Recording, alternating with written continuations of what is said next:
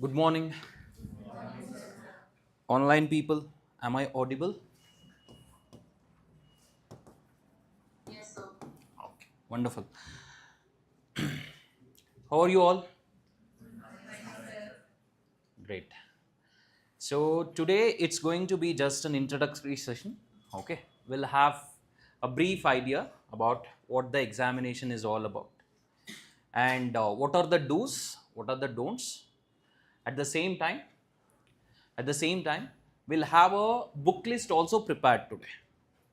A proper book list which you are not supposed to forget, maybe change.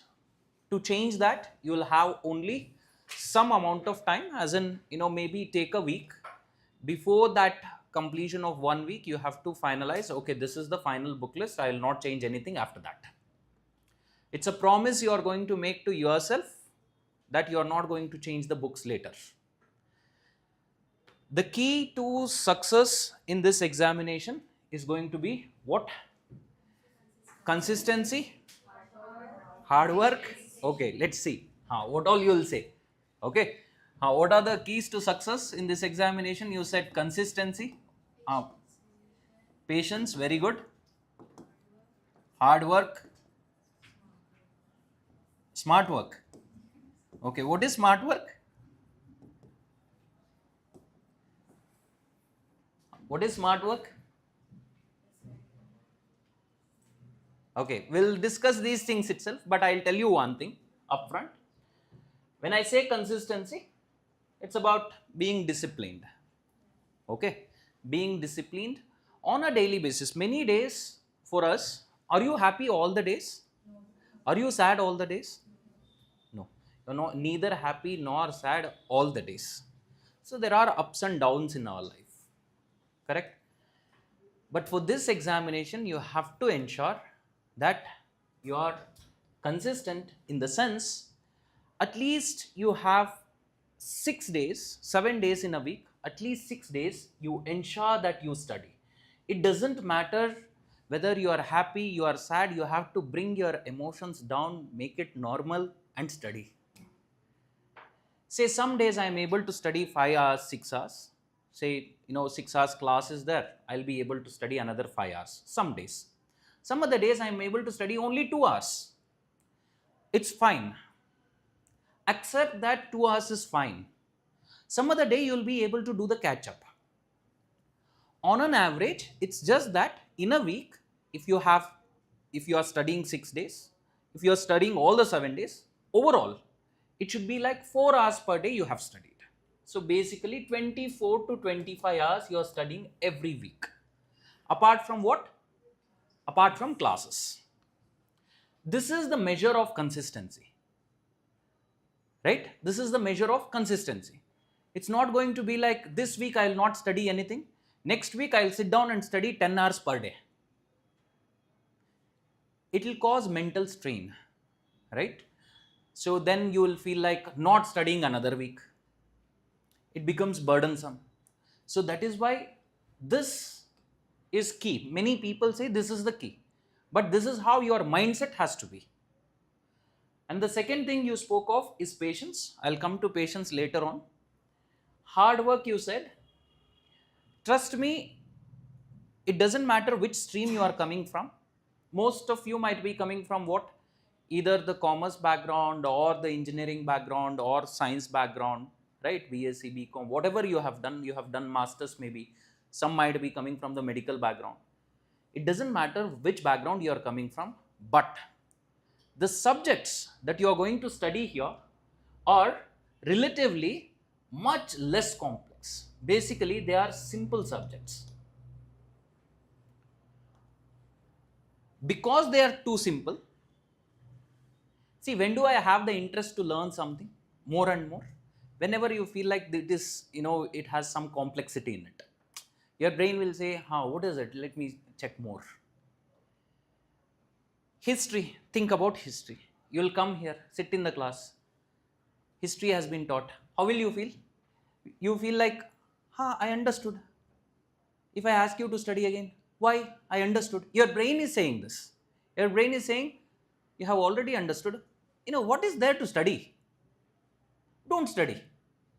That is why history becomes boring, because it is easily understandable. Somebody tells you, you understand. What to do next? Yes, this is where you have patience. You need patience to study what? Any of the subjects here, because you understand everything in one time itself. Now, when you build patience and study the same thing again and again, what will happen? You have understood history in one way in the class. You go and study one more time. To study one more time, what do you need? You need patience. You go and study again. Second time you study. Now you start to realize that whatever was happening in one of the kingdoms in ancient India and what is happening right now, there seems to be some sort of similarity. It feels like it is coming like a picture in front of you. What did just happen after doing 2 revisions, 3 revisions? Basically, you develop a perspective. Viewpoints develop. Opinions develop. So 2-3 times why you have to revise is not because you don't have the understanding. 2-3 times you have to revise because you develop perspectives, you develop viewpoints. And this exam is about viewpoints. This exam, the answers you write is about perspectives. It's not about whatever is there in the book, I'll write and I'll get the marks. It's not about that. In order to reach that level, 2-3 revisions are required. And when you have reached this position, no, you have your own viewpoint about, what has happened in history and all that. You think about it, you need not put any effort to remember that stuff also. Automatically it will be coming to your head. Correct? So, hard work, honestly, if you ask me, there is no hard work. It is not hard work. What is hard work? Hard work is when you sit down and write the same stuff again and again, or go to a farmland and do the work. Yes? So that is hard work. Here it is not hard work. Hard work comes in at one point where you write answers. You do a lot of answer. Yes? I think it's dedication. Yes. So hard work part is mostly about answer writing practice and being dedicated to the cause over a period of time. Like 12 months, 18 months you have to study, right? And being consistent over that period is hard work. 1 month if I ask you to be like this, you'll be okay. I'll do it. 2 months, you might push. 3 months, now it is becoming boring, still you have to do it. That itself is hard work. Hard work is not in terms of intensity. Hard work is in terms of what? Time period. It's not in terms of intensity. Intensity is same. Every day you are studying 10 hours only. Where is the hard work? You have 24 hours. Out of 24 hours, maybe 10 to 12 hours you are working. Rest 12 hours, it's for you only. Where is the hard work? People who go and work in the offices, how many hours do they work? 8 to 9 hours? 9 hours, right? Minimum 9 hours they are working. To go to office, they have to get ready. That is also work only. Yes? And then traveling, that is also work itself. So basically, they are also working for 10 to 12 hours easily. In Bengaluru, though, it is almost 14 hours. Yes? And you are supposed to put in how much? 10 to 12 hours. Are you ready to do that? Yes? And now comes the smart work. The last part, which you mentioned. The only thing I have added is, you have to develop a perspective. And finally, you said about smart work. So what is this smart work all about? What is smart work, by the way? Time management. So time I have already given, right? What is smart work about? When you look at the entire syllabus of this examination, it feels like you have to study every single thing that is there on planet. Everything that is happening you should be knowing. That's how it feels. It is too vast, right? It covers almost everything. Talk about science and technology, it is there. Talk about security, it is there. History, culture, world history, everything is there. Now, it's too much when it comes to the syllabus. How to deal with this? There are some people who take years together to cover the syllabus. And there are some people who are able to cover the syllabus pretty quickly and they are able to get through the exam also. So we'll take two set of people, right? Person A, set of people, set A people, set B people. Set A people, what are they doing? They are trying to cover everything that is there in the syllabus. Syllabus, I will cover 100%. This is people in set A. People in set B are like, I will go with what is required for the examination. I will study only from exam perspective. I know the syllabus. But I will be selective. When I study what is there in the syllabus, I will be selective. Second set of people. So, when you study from exam perspective, what happens? Within 1 year, every subject that is there is covered. What this person will be doing is that he selects a subject, let's suppose history, ancient history. Ancient history, there are 10 chapters or 8 chapters there are. 8 chapters. Out of 8 chapters, this person realizes from exam perspective, only 4 chapters are required. As in, most of the questions have come only in 4 chapters. These chapters I will study very much in depth. Rest 4 chapters. What will I do? What will these people do? These are like, I will know these chapters, I will not spend too much time. 4 chapters in depth, 4 chapters superficially. On the other hand, what will this person be doing? All 8 chapters in depth this person is studying.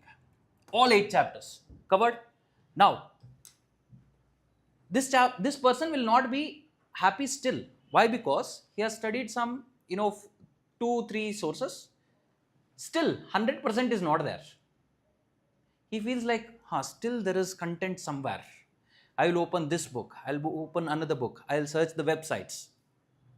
Is there an end to this person's pursuit? No. Absolutely no. It is not possible. That is why people in set A, you might find these people who are seniors, maybe who, some of the people who are preparing, right? You ask them, they might be preparing from 2-3 years. You ask them one simple question. In the last 1 year, how many revisions have you done of all the subjects? See, you are studying from 2-3 years. You have to tell me only in the last 1 year. Last 1 year in the sense, let's suppose you are asking the question in May. Last May to this May, how many revisions have you done? How many years this person is studying from? 3 years. In last 1 year, how many revisions have you done?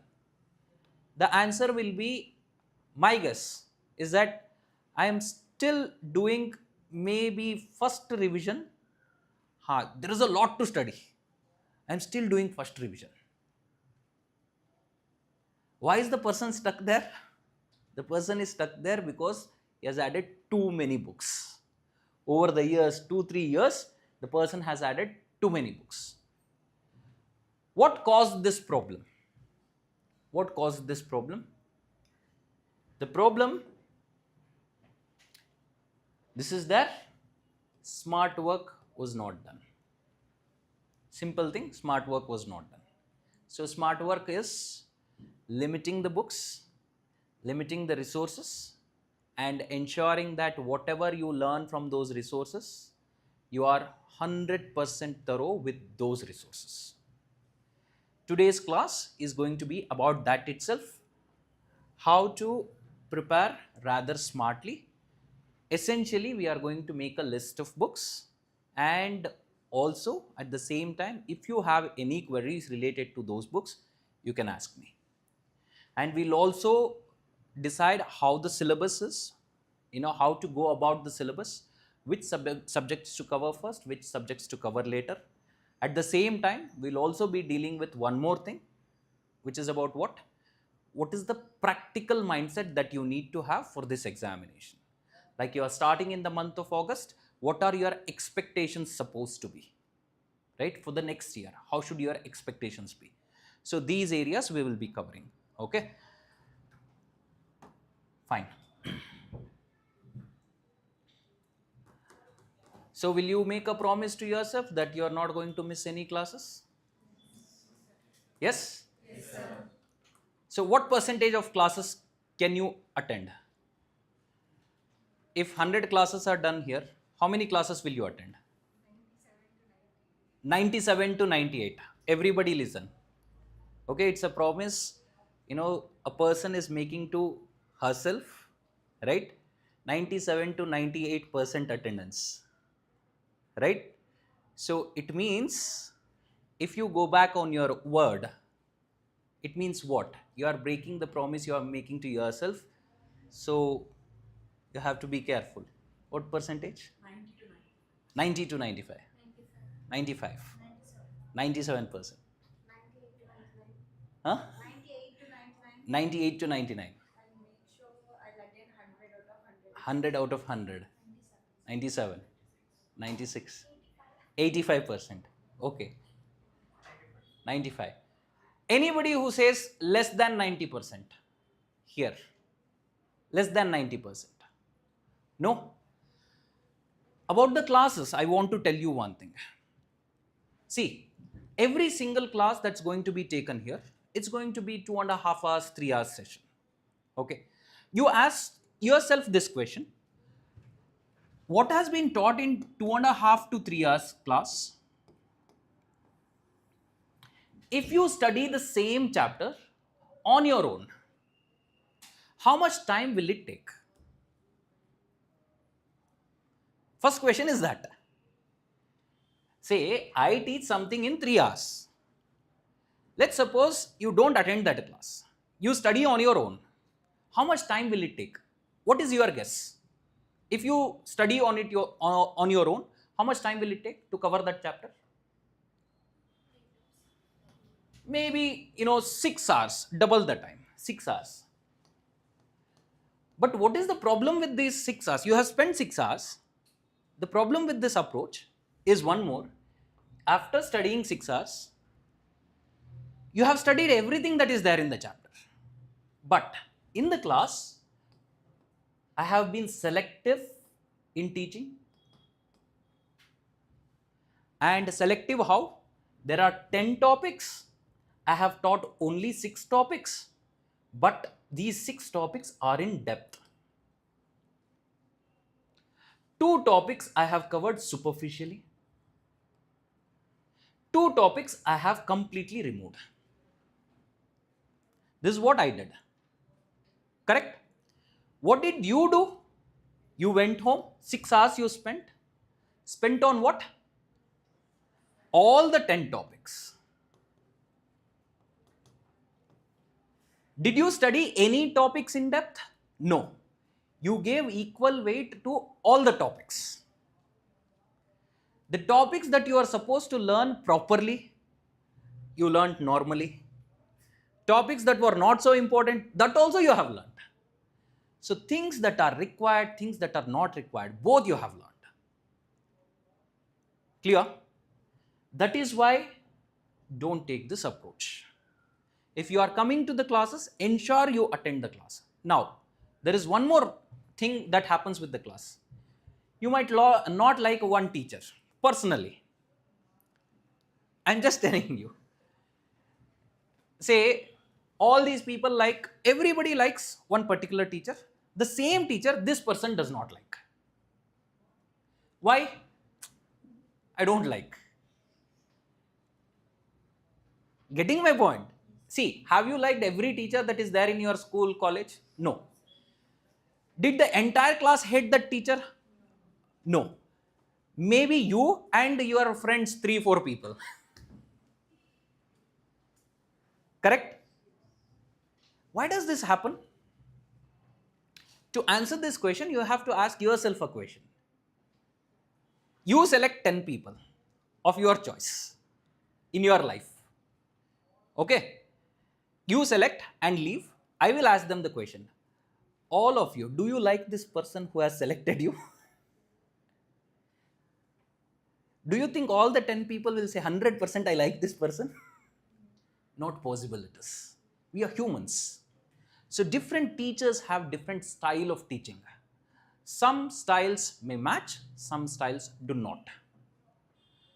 But what we are supposed to look at is what I gain from the content that is coming from the class. Understood? Say if you don't understand something in some of the classes, right? I am sure you will understand everything that is taught in the class. That is not going to be an issue. If you lose interest in some of the classes, you just take a break of 5 minutes, you go out, wash your face, come back and sit. This is what you are supposed to do. Not bunk the class completely. It does not serve your purpose. Right? So it's a waste of your money itself at the end of the day. So don't do that mistake. When you come back and sit, sir, I sat for 3 hours, I was able to learn only 50%, but 50% you learned. If you are sitting at home watching a movie, would you have learned that 50%? Absolutely not. At least if you do this thing, 6 hours you spent, will you learn 50%? No. That 50% also you will not learn. Why? Because you are not learning the proper way. Done? Sir, does that mean classes are the only way to crack the examination? Self-preparation also works. How? A replacement for class you have to search for. What is a replacement for a class? I would say this. Last 10-year PYQs, you sit down and do a rigorous analysis of 10-year PYQs, not by watching others' videos. You should not watch others' videos. You have to do the analysis. How do I do the analysis? You have NCERT book, you have standard book, correct? I will open both the books. I will I'll study a chapter, read a chapter. Now I will go through all the 10-year papers. How many questions have come from this chapter? What is the nature of the questions that have come? What is the difficulty level of the questions that have come? What is the language that has been used? What kind of words have been used in the questions? When you do it over a period of time, maybe 3-4 months research it is. Once you do it, then when you start studying, it makes sense. Okay, the moment you see a paragraph, you come to understand, okay, this is important, this is not important. Now for this, you have to sit down and work a lot. This is the replacement for the class. Right? What is this? This is replacement for the classes. But because you are coming for the classes, this work is obviated. We just ask you to analyze the PYQ.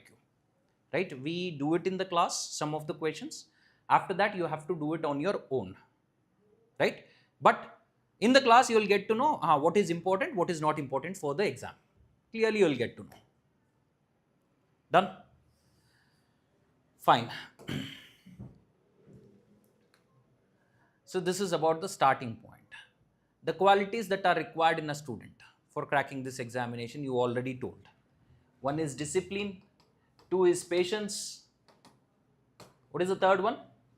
Hard work is not required, rather smart work is required. Anything else that is required?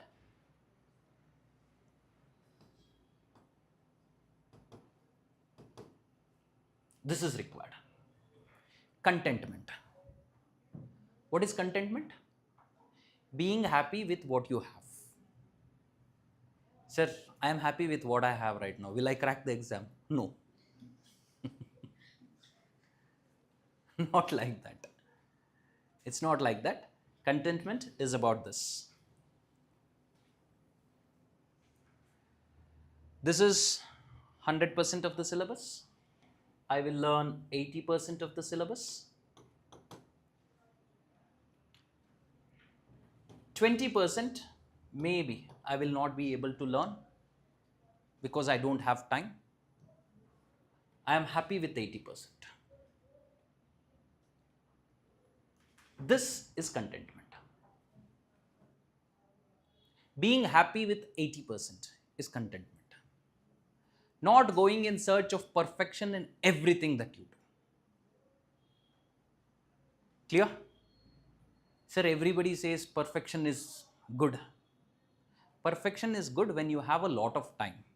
When you don't have a lot of time, then this is what it is. Sir, how is 80% sufficient? You just think about it. Prelims. How many marks is the prelims exam for? So GS paper you have 200 marks. How much are you supposed to get? How much are you supposed to get? Out of 200, how much should you get? 100? You're supposed to get somewhere around 85. 85 to 90. Any which ways. Simply put, it is less than 50%. Done. Mains examination.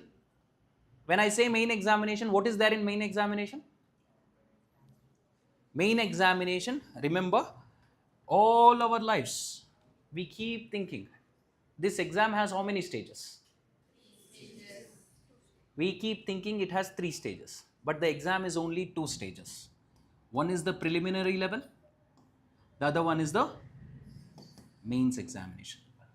The mains has 2 parts. What are the 2 parts? Mains written and personality test. Remember, it's not an interview, it's a personality test. It's a PT. It's a PT, personality test it is. Sir, what is the difference? Personality test, interview. What is it? What is interview? Interview. Inter. Inter means, intra means within. Inter means between. Right? View. Between view. You are going to show what is inside you. The other person is going to open a window and ask questions accordingly. ये interview है. It is not the case with personality test. Personality test is a test. It's an assessment of whether you have certain qualities or not. That is why interviews happen for what? Selection of you for certain posts. Let's say you want a job, corporate sector. Interviews happen. Personality test happens here. They are checking for your values, whether you have these values or not. Sir, my technical knowledge, is it required or not? 30 questions are asked. Out of 30 questions, 25 questions you don't know the right answer. Everything is based on knowledge. Like, where is this place located? Where is that place located? Where does this river flow? Right, in your area, which is the river? All these answers, you don't know. Will you get less marks in PT? No. They ask certain questions, certain opinionated questions, what your opinion is. There will be some questions related to what your interests, hobbies, right? How you answer the question, how you say, I don't know, how much confidence you show, how you sit. These things decide your marks. It's not right answers, wrong answers, absolutely. Understood? So this is a personality test. How many marks for this? 275. Written? Total? 2025. Prelims, you have 2 papers. What are the 2 papers?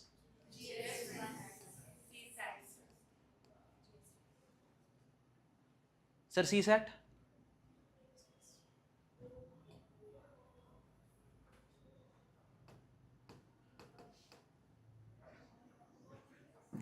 Sir, but everybody says CSAT classes, CSAT classes. You also says it is CSAT classes. Why? Because it is the popular notion. When we say aptitude test, all our lives, aptitude test means English, reasoning and maths. Okay, that is there in which paper? GS2 paper. And people have been calling it CSAT, CSAT, CSAT. What is CSAT? Civil Services Aptitude Test. People have been calling which paper as CSAT? This paper. But actually, when UPSC came up with this idea of CSAT, the idea was the entire prelims exam is CSAT. Entire prelims exam is CSAT. Even now, UPSC thinks it is CSAT, entire prelims paper, prelims exam. But people are not ready to accept. People have called this as CSAT already. Now, this is only CSAT. Okay. So, how many marks for this? 200. How many marks for this one? 200. How much are you supposed to score in this? 85 to 90. Let's suppose 90. How much here? 67. 67. Correct? Now, out of 2025, how much are you supposed to score? If you score 1000, you are in the top 100.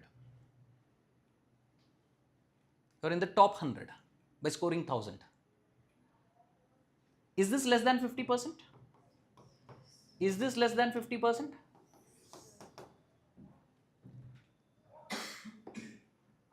To score less than 50%, if I am prepared for 80% properly, don't you think you will be able to get it? Yes or no? If you are prepared for 80% properly, will you be able to score 50% or not? Yes. On the other hand, in order to achieve 100% in every subject, will you be good with 80% for sure? The chances are less. You will be knowing but no clarity. Yes? So that is why what are we supposed to do? Target certain areas and certain sources and stick to them. Yes? So contentment is this itself. Being happy with what you have, that 80%. Yes? The next thing is going to be your ability to avoid. Will you be able to avoid or ban certain things from your life? What to ban from your life? What to ban from your life? All distractions. Now, what constitute distractions also matters. What are all the distractions that are there in your life? What are all the things? Social media is one thing. Okay, fine. We'll come to that later. Apart from this, anything else that can be a distraction in your life? Very good. Friends.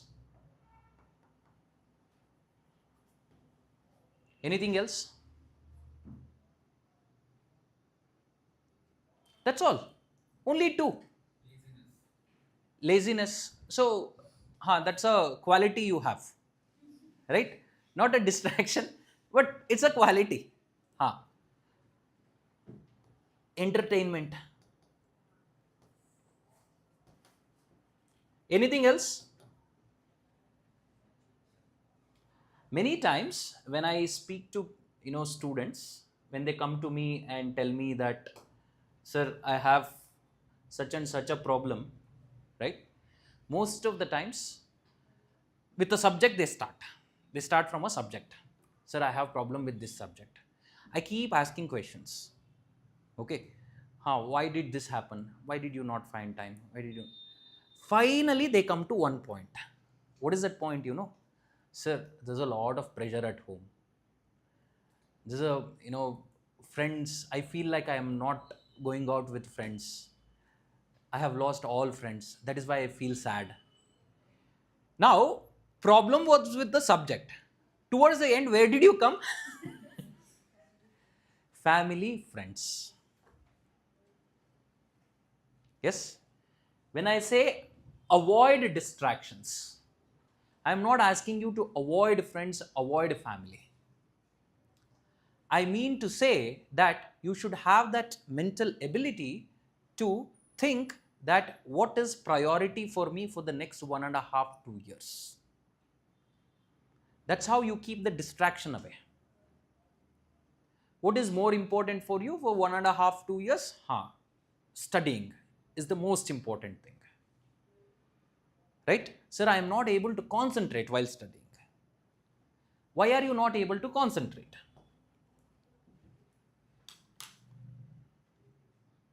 How do you study usually? Open a book, keep in front, keep looking. Are you reading? Yes, I am reading. 3 pages are gone. After that, you try to recall what you have studied 2 pages ago. You're like, I don't remember. Have you studied? Yes, I have studied. What you did was reading. You did not study. Study happens when you are paying complete attention, right? When your cognitive resources are completely there. See,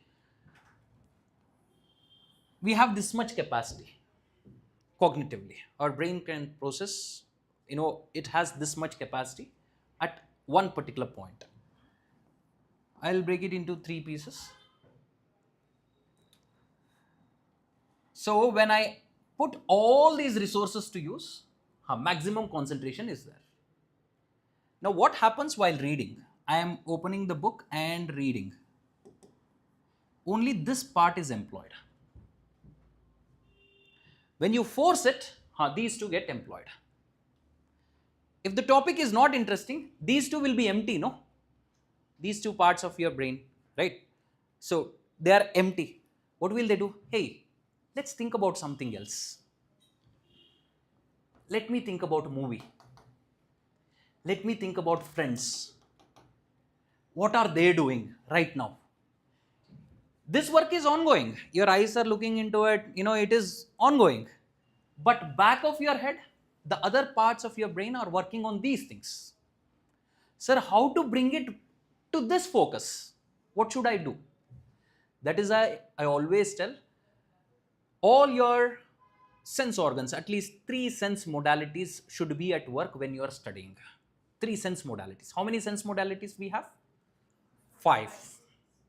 5 sensory modalities we have. At least 3 should be working when you study. That's when actual studies happen. What are the 3 sense modalities that you can put to use? Eyes, ears, and mouth together, one of them, and touch. Writing. That is why every time you study, what are you supposed to do? You are supposed to write and keep telling the same thing in your head. That's when all of them get employed. That's when you will be able to learn properly. I'm not asking you to write exactly what is there in the book. Keep, just drawing a rough sketch of whatever you are studying. Then tell me how well you are able to learn a subject. You will be able to learn outstandingly well. On the other hand, just keep the book open. You're reading. Good. You feel good? You felt good. 1 hour later, if I ask you, what did you study? I don't even remember the chapter, sir. Yes? So you should not fall prey to these things. These are the distractions. So don't let your brain get distracted when you are studying. And when you do it for a period of 2 to 3 months, and I don't think all the distractions that you mentioned become a priority for you. They will not even come closer. Now coming to your social media. Why is it a distraction? Social media, what are all there? You have too many now. So you have Instagram, Facebook. What else? Instagram, Facebook, Telegram, WhatsApp. And then you have other things to watch. YouTube, you have OTT, so many OTTs.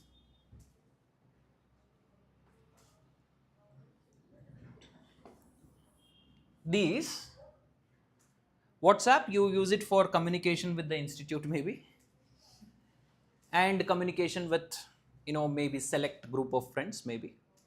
Apart from that, all the other three, absolute ban. Do you have that courage to do these things? So you have time till the end of the day. If you have the courage, uninstall them. Okay? It makes a huge difference. You might think that, sir, what difference will it make? I will just, not open, but it will be on my phone. Do you have the courage to, deactivate these things or keep yourself away from these things? Yes? In life, if you want to get something, you have to give up something. It's a trade-off. Life is a trade-off. You want something, you have to give something. If you want to make progress in this journey, then you have to make sacrifices. It's not like I want everything at the same time. It's not possible. So that is why we say life is unfair. This is how unfair it is. If you want something, you have to give up something. Done? What about these things? Use it for entertainment, no problem. A particular slot, maybe every week or every day, half an hour. I'll watch one, there is a TV serial, I will watch TV serial or a web series I'm going to watch for half an hour. That's fine. That's absolutely fine. But don't use these for, especially YouTube, for UPSC prep. For at least the next 6 months. Don't watch anything. Toppers talk, nothing. Don't watch anything. Clear? Yes? Understood? Why? Because it's going to be a distraction. Without you knowing, it will be a distraction. Don't fall prey to it. So it's up to you. Which path you choose. See, giving a warning is my responsibility. I can't stop you from using these things. But I can warn. So it's just like a warning. Right? These things will happen. I'm telling you, these things will happen. As long as you keep entertaining these things, they will distract you. Yes? Clear? Okay. Next. Now we'll come to the book sources. Right? All the sources that you need to refer to. Make a list of them. Paste it wherever you are going, wherever you have a study table or wherever you are going to study, paste it there. Ensure that you are referring to only these books, right? Later on, I will also be telling, what are all the things the institute is going to do, how you are going to deal with those things, and at the same time, how you are going to do what? Have the practical mindset about 2027 attempt, 28 attempt, if we think of, right? We'll come to that. How many of you have gone through the syllabus, entire syllabus once, properly? Anybody has given an attempt before? Anyone? You people have given the attempt. Okay. Now I'll ask you a question. Okay, if you don't know, it is fine. A question related to where it is located in the syllabus. Okay. Internal security challenges, which paper is it? Which paper? Which paper is internal security challenges located in? GS3. Okay. What about governance? GS2. What about social justice? Where is it? GS2. See, not only the subjects, I am just asking you about the subjects. You should be knowing about this topic as well. Urbanization, where is it? Urbanization as a topic, where is it? Anyone? Regionalism as a topic, where is it? GS1. So, you should be exactly knowing where these topics are located. What is the meaning of each and every single topic that is there? How serious you are in your preparation will be known when 1 week later, I will not ask you to submit an assignment, but you can check yourselves whether you will be able to do this task or not. That is the assignment I am going to give now. It's just that GS1, GS2, GS3, GS4 of your main examination. Syllabus is there in your handout. Syllabus is available on the website as well. Every single topic or subtopic that is there, you have to write a line about it. Search for the meaning and write a line. What does it actually mean? What does the word mean? Search. Find the meaning. Write it. That's it. Getting my point? When you do this exercise and probably go through it 2 or 3 times over a period of 1 month, I think you will be knowing about every single topic that is there in the syllabus. Until and unless you do such things, it's pretty much difficult for you to remember the syllabus. Health as a topic is there. Where is it located? Unemployment topic is there. Where is it located? Yes? Once you do this work, you'll remember everything. What is the meaning of unemployment? You have your own thought, but when you search for the meaning is completely different. It has a proper definition. What is unemployment, by the way? What is unemployment? Not secured the job. A person who has not secured the job. Is it true? A person has the ability, eligible to get a job and willing to work as well. Person has eligibility and has a will to work as well, still not getting a job. Then it is unemployment. Sir, what about person has eligibility, person is not interested in working? Is it unemployment? No, it is not unemployment.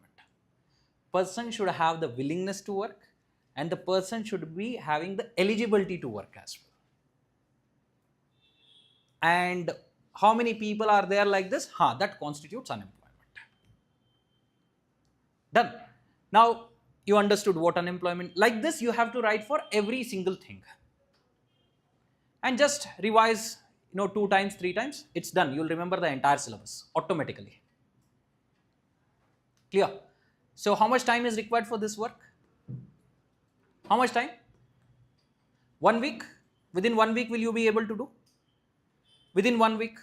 So write 1 line about each topic or subtopic that is there in the syllabus. 1 week time. You do it, and later on 1 month later or at some point when I come to your class, when I ask you about any topic, you should be able to tell me. That is the starting point. It doesn't matter where you are, what you have done so far. It really doesn't matter. Whether you will start working from now on matters a lot. Matters a lot. Right? Irrespective of your background, irrespective of how you have done academically so far, maybe you have been a topper so far, or maybe you have been a person who has been an average student, it really doesn't matter. From now on, are you going to be serious? Are you going to do the tasks that are required for this examination? Matters. This is precisely the reason why UPSC has not set a limit on how much percentage is required for a person to come and attend the exam. And this is the reason every year people from varied backgrounds get selected also.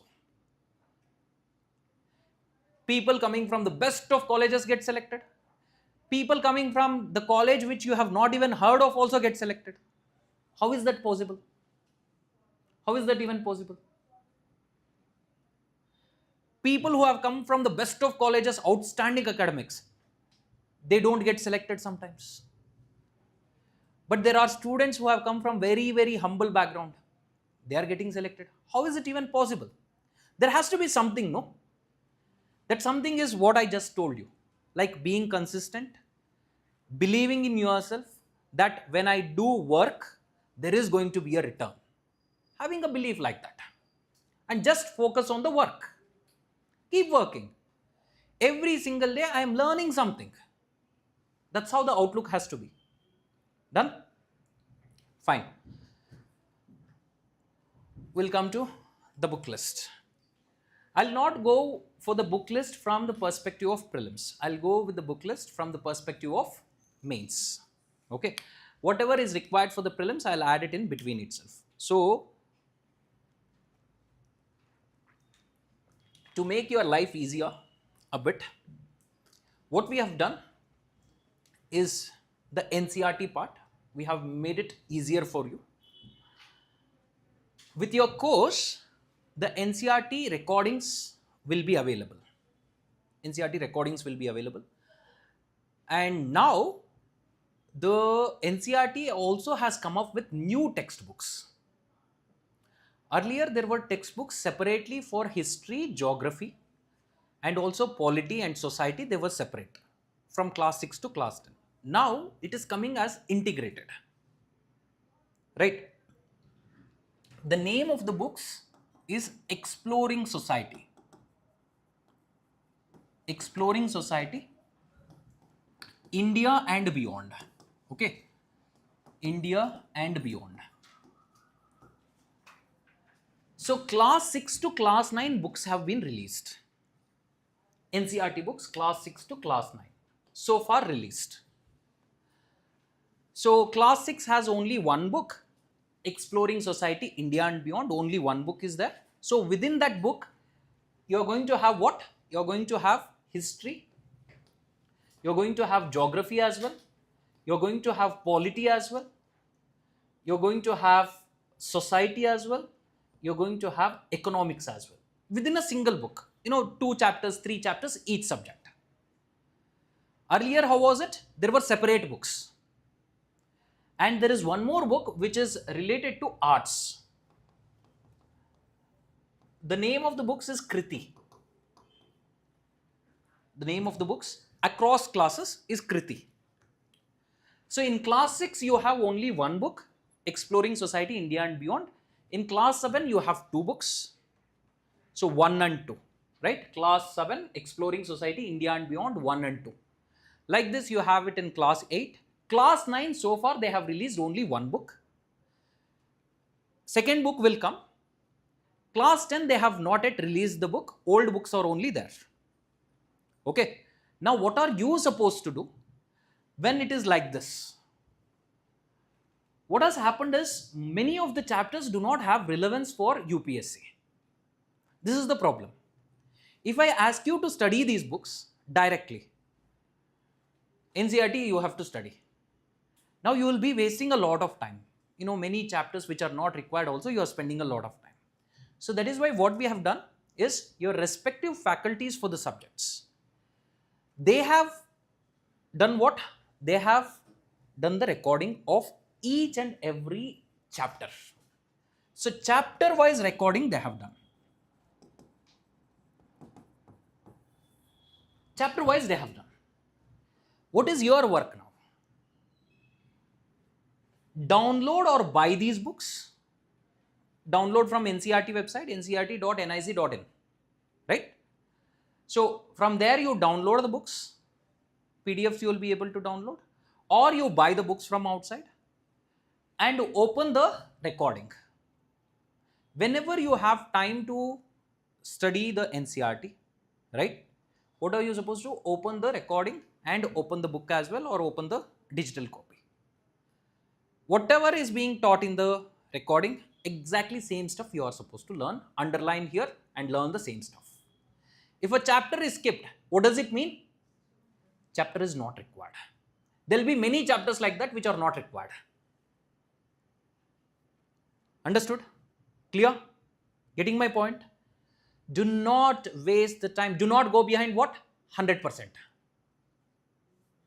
NCERTs are important. I will study everything that is there in NCERT. Don't go that way. It will take a very, very long time. Yes? So this is what you are supposed to do about the NCRTs. Class 6 to class 10 के लिए. Class 11, 12, I will mention now. Right? Which books you are supposed to refer to, I'll mention now. Class 6 to class 10 NCRT, this is the method you are going to use. Done. Earlier there were no books on art. Art and culture book was not there separately. Now you have the art and culture book from class 6 itself. So when you open the class 6, class 7 art and culture book, the new ones, there's a lot of content, and most of the content, 2 chapters, 3 chapters, 4 chapters are not important at all. They're not required at all. So if I ask you directly to go and study class 7 NCRT arts book, you don't know. You will study from page 1, no? Right? It's not required for us. Class 9, there is a history book related to, world history. There are 5 or 6 chapters, very big chapters. Out of 6 chapters, 5 chapters are not required for us. 5 chapters are not required. But everybody tells study NCRT. It is purely out of syllabus. So what is the worth of it? Not much for the examination. That is why smart work, exam perspective. Clear? Okay. How many subjects are there? How many papers are there in your mains examination? 9 papers. What are the first 2 papers? Tell me. Language paper. Which language? English. Okay. English compulsory paper. What to study for this? What is the next paper? Regional language compulsory paper. Is it compulsory for everyone? The second paper? It is not compulsory for everyone. It is compulsory for all the people except for people who hail from certain states in Northeast India. So they need not cover what? Regional language. And persons with benchmark disability, certain disabilities, right? For them also, regional language paper is not compulsory. For all other people, it is compulsory. Now, what will be there in these papers? How much are you supposed to score? These are compulsory papers and these are what? Qualifying only. How much are you supposed to score in these papers? For how many marks is it? 300 marks each. Out of 300, how much are you supposed to score? 75. Which is what? 25% you are supposed to score. I would assume this one everybody will score. Sir, what will be there in these papers? Essay will be there. You have to write an essay. 3 pages, 4 pages essay you have to write. What next? There is something called as precise writing. What is precise writing? They'll give a big passage. You have to make a summary of it in your own words. What next? What next? In your regional language paper, there will be translations. Done. There is comprehension in both the papers. What is comprehension? Reading comprehension. They'll give a passage. After that, there are questions on the passage. And then you have fill in the blanks.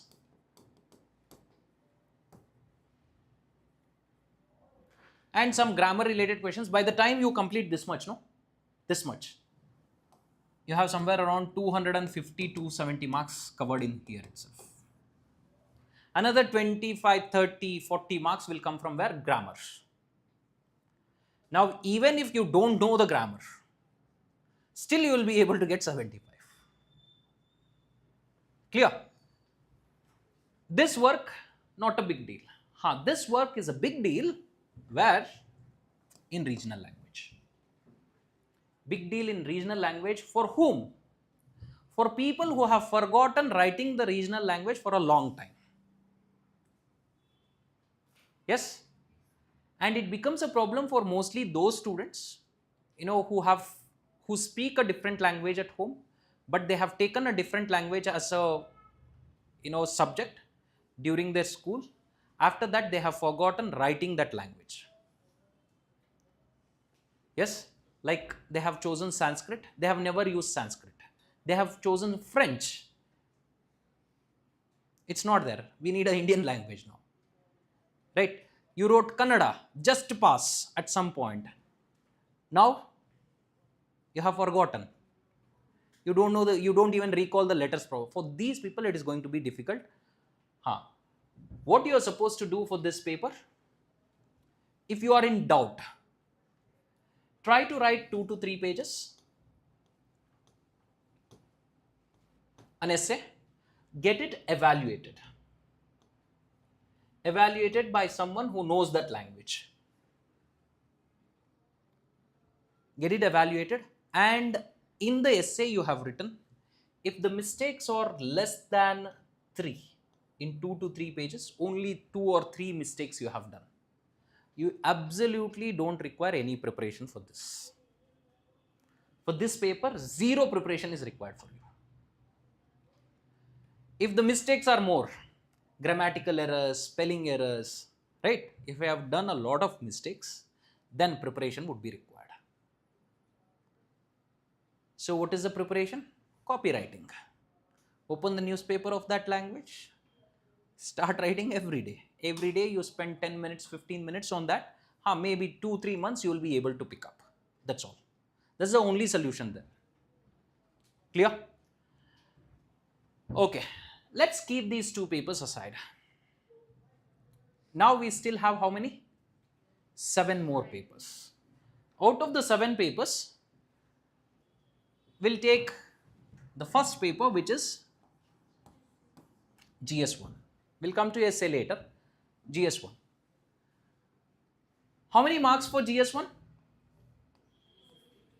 250 marks for GS1. So every paper in the mains examination is going to have how many marks? 250 marks. So in GS1, what are all the subjects that we have? What subjects do we have? We have the history set first. So we have the history set. And then we have the society. And then we have geography. History, society, and geography. In the history set, we have art and culture. And then ancient history, medieval history, modern history, post-independent India, post-independent Indian history, and then world history. Easy way to remember this. Easy way to remember is history, we have these many. What is there for prelims? What is there for mains? Not everything is there for mains. Look at this. These 2 is only for prelims. It's not there for mains. And these 2 only for mains, not there for prelims. It's like 2 subjects you have to remove for mains, 2 subjects you have to add for mains. What about the rest? Art and culture is there for pre, ancient, medieval, modern. This much is there for prelims. And the moment I come to mains, I have to remove these subjects and add these 2 for mains. That's all. Clear? So this is history set. What to study for each one of these? What is it I am supposed to study? Art and culture. The first and the foremost thing that you need to study for art and culture is class notes. Remember, 100% of class notes you are supposed to study. Every subject, 100%. Whatever has been taught in the class, sir, absolutely, I don't have any doubt. I have learnt everything. That's how you should be. Every subject. Okay? After class notes, what are you supposed to study? NCERT's class 6 to 10. Remember? Right? Whatever is there in the recordings, NCERT, that you have to study. Apart from that, plus, what else? You have class 11 and class 12 NCERTs, An Introduction to Indian Art.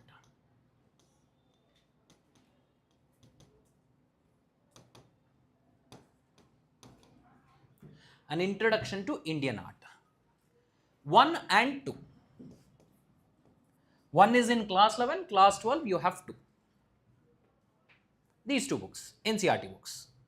So class notes you learn everything. 6 to 10 recordings, whatever is there in the NCERT, plus this particular book. Apart from this, if something comes in news, that you have to learn. Anything related to art and culture comes in news, you have to learn, and that is coming in your magazine itself. Legacy IAS magazine is there, in the magazine it is covered. Clear? If you still feel like I need more details about this thing that has come in news, then only you are going to refer to a website. That website is CCRT website. It's a government website. You just type CCRT. For cultural relations, there is this website. You just go through that website. Don't try to learn everything that is there in the CCRT website. What are you going to learn? Only what comes in news. In depth, if you want to learn, you can learn from there. Only that topic. Let's say, for example, a particular dance came in news. Search for the same dance in CCRT website. If you find it, study in detail. It is already given in the magazine. Still, if you want to search for more details, you can search here. Clear? There is one book which is very, very famous. 2 books which are very, very famous. Okay, 2 books which are very, very famous for art and culture. One is Art and Culture by whom? Nitin Singhania.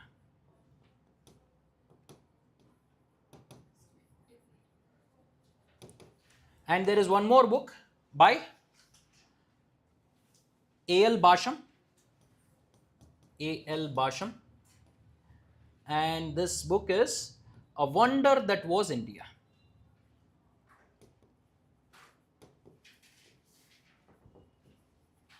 This is the book.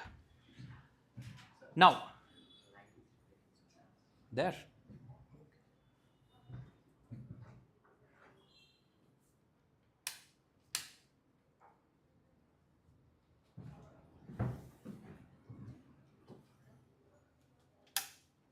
Is it okay now? A Wonder That Was India. Are you able to see properly? Fine. So now, this amongst these 2 books, earlier I used to tell, you have to study, these books, this particular book, Nitin Singhania, Art and Culture, Nitin Singhania, completely. But now that you have NCERTs which are proper, and also you get the class notes as well, you have to be very, very selective, or I would say for now, don't even go with it.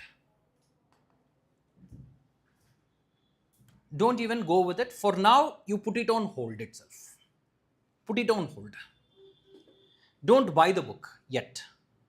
Right? The day you are going to complete all the subjects, sir, all the subjects, class notes I am good with, all the subjects, NCERTs, whichever other books I am going to mention now for all the other subjects, all the subjects I am comfortable. Now if you have time, then only go with what? This book. Sir, what about A.L. Basham? Absolute no. Absolute no. People will tell in the market, people will say, question has come from here. Question has also come from Wikipedia. Will you study? Will you study? Tell me. Question has come from UN website, some report. Will you study? Report, in the report, it is in 150th page. Will you study the report? Reverse engineering is easy. Telling that you have to study this, the question has come from here. This is what most of the people do. It's easy to say, it's difficult to do it. So whatever is possible, whatever is feasible humanly, that we will do. Yes? So don't go in this direction. This one, when to use it? After all the subjects are done, still I am left with time, then I'll pick this up. Till that point, no. Clear? Now, in our book list, what are the books we have so far? Class notes we have. Apart from that, NCRT, class 11 and class 12. Class 6 to class 7, whatever is there, those NCRTs you will be covering from the videos. Right? Videos and keeping the book open. That's it. Art and culture is done. Which is the next subject? Which is the next subject? Ancient, right? Okay.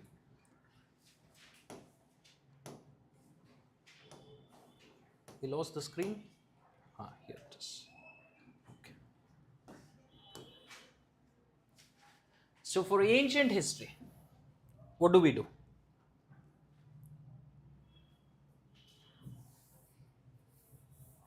What do we do for ancient history? What to study?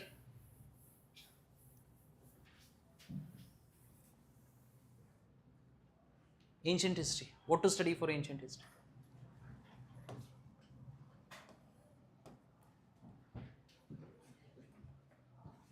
First, what is it you are supposed to study? Every subject? Class notes. First. Next. What next? NCRT of recordings. Recordings class 6 to class 10. Okay. So it will be there in class 6, which is related to ancient history, right?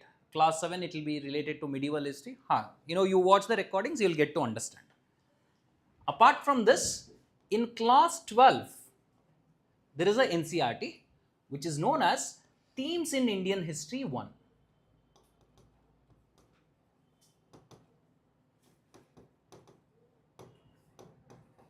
This is the book. Themes in Indian History 1.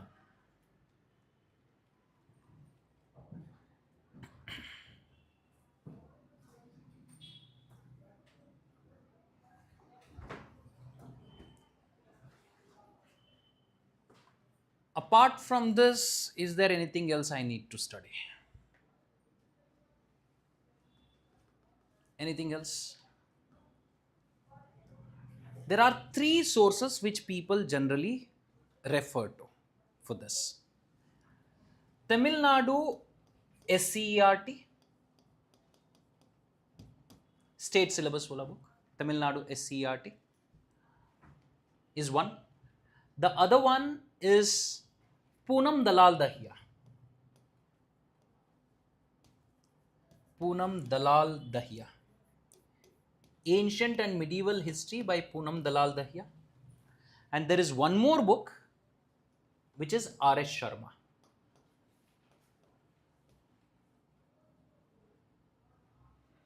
One more book which is known as R.S. Sharma. These 3 books are also there. Now what am I going to do? Sir, I studied class notes, class 12 book also I studied, class 6 to class 10, recordings maybe, there is some ancient history I studied. Amongst these 3, what am I supposed to do? Now, I'll give you a choice. You can remove this completely. R.S. Sharma, see, sir, if it is to be removed, why are you telling us? I am telling you because later on you are going to hear about it and you will know that you rejected it. Getting my point?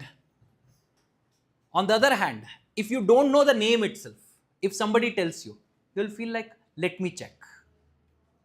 On the other hand, you know the name already and you have rejected it. If somebody tells you, your brain will always say, I have already rejected it, I know it exists. It will be comfortable. Okay.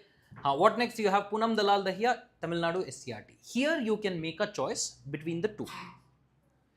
Either you are going to use this one or this one selectively. It's going to be selectively. selectively only for certain chapters. The respective faculty will tell, if you have to refer to it, which chapter is more important, accordingly you refer to it. Done. Sir, who should choose Tamil Nadu SCRT? Who should choose Poonam Dalal Dahiya? Amongst these two, which one is better? It's not about which one is better. Some questions you will be able to solve with this, some questions you will be able to solve with this. Right? So this plus this, if there are 10 questions, maybe you will be able to solve 7 questions. So this plus this, 7 questions. Remove this plus this, 7 questions itself. But different questions you will be able to solve. The idea is that, sir, what if I study this plus this plus this? Your headache, then you will be missing another subject completely. It's a trade-off. Remember, it's a trade-off. If I try to cover everything, then I will miss a subject completely. Yes?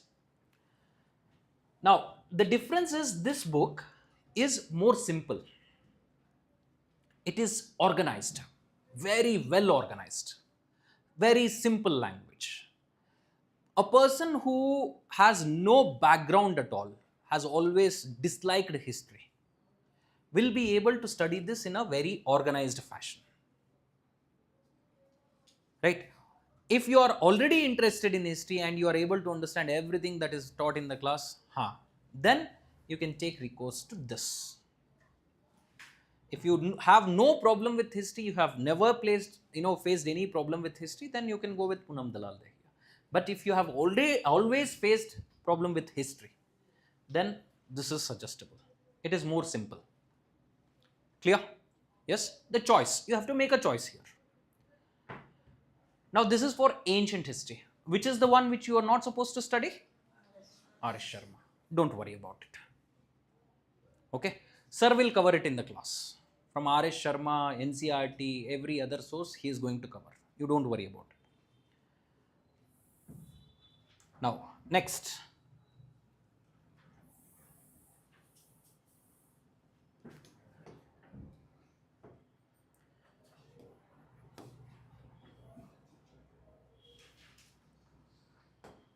For medieval India, what to study? Same.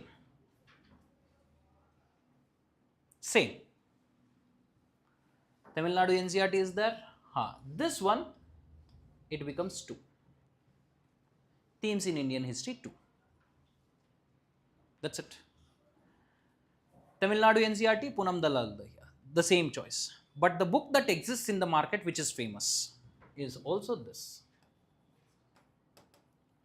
Medieval India by Satish Chandra. This also exists in the market. In the class, this will be covered, so you need not refer to this. Clear? Medieval is done. What next? We have modern history. What to do with modern history? So modern history, we have to make bigger changes.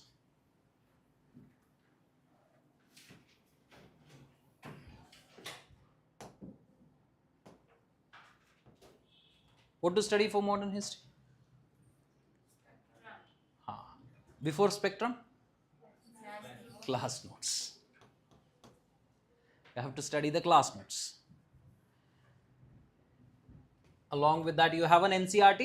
Do you have an NCRT for this? Of course, class 6 to class 10, it will be covered. Apart from this, same. Themes in Indian history, class 12. Themes in Indian history 3. TIH 3. It is in class 12. This is another book. Now you have a choice again. You can either study spectrum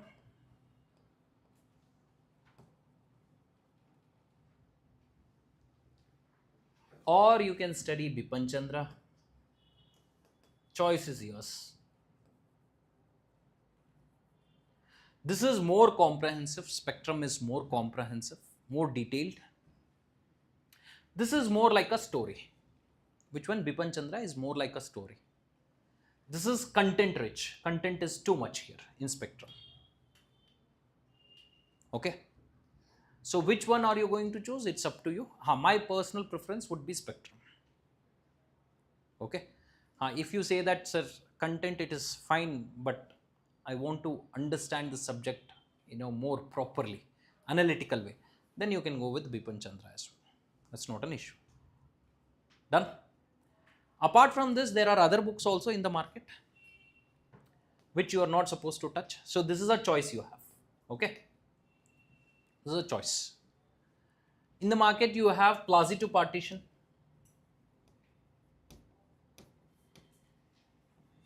by Bandopadhyay.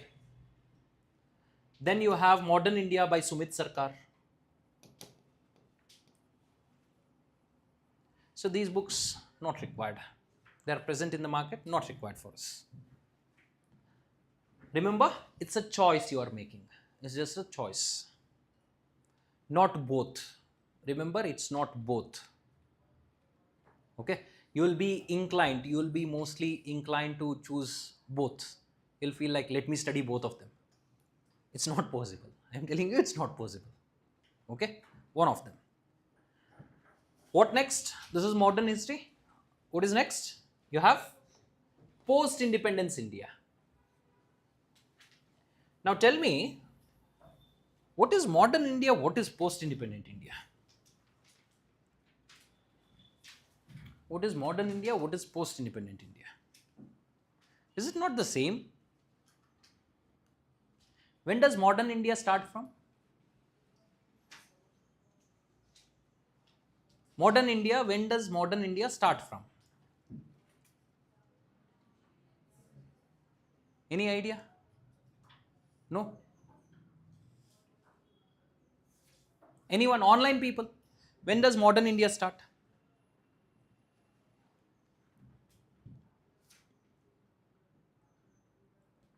So after independence? After independence, that is post-independent India.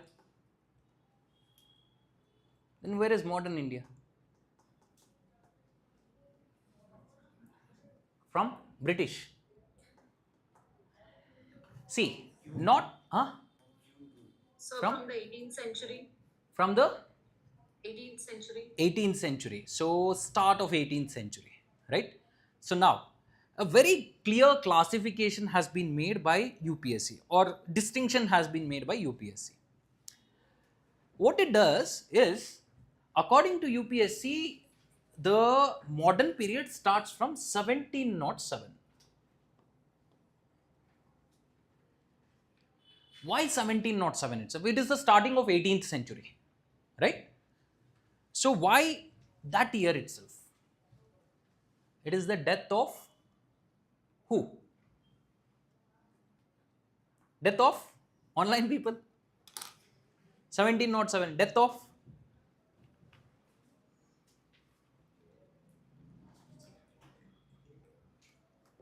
Aurangzeb. Aurangzeb. Death of Aurangzeb, 1707. The decline of Mughal Empire, almost the end of Mughal Empire is here.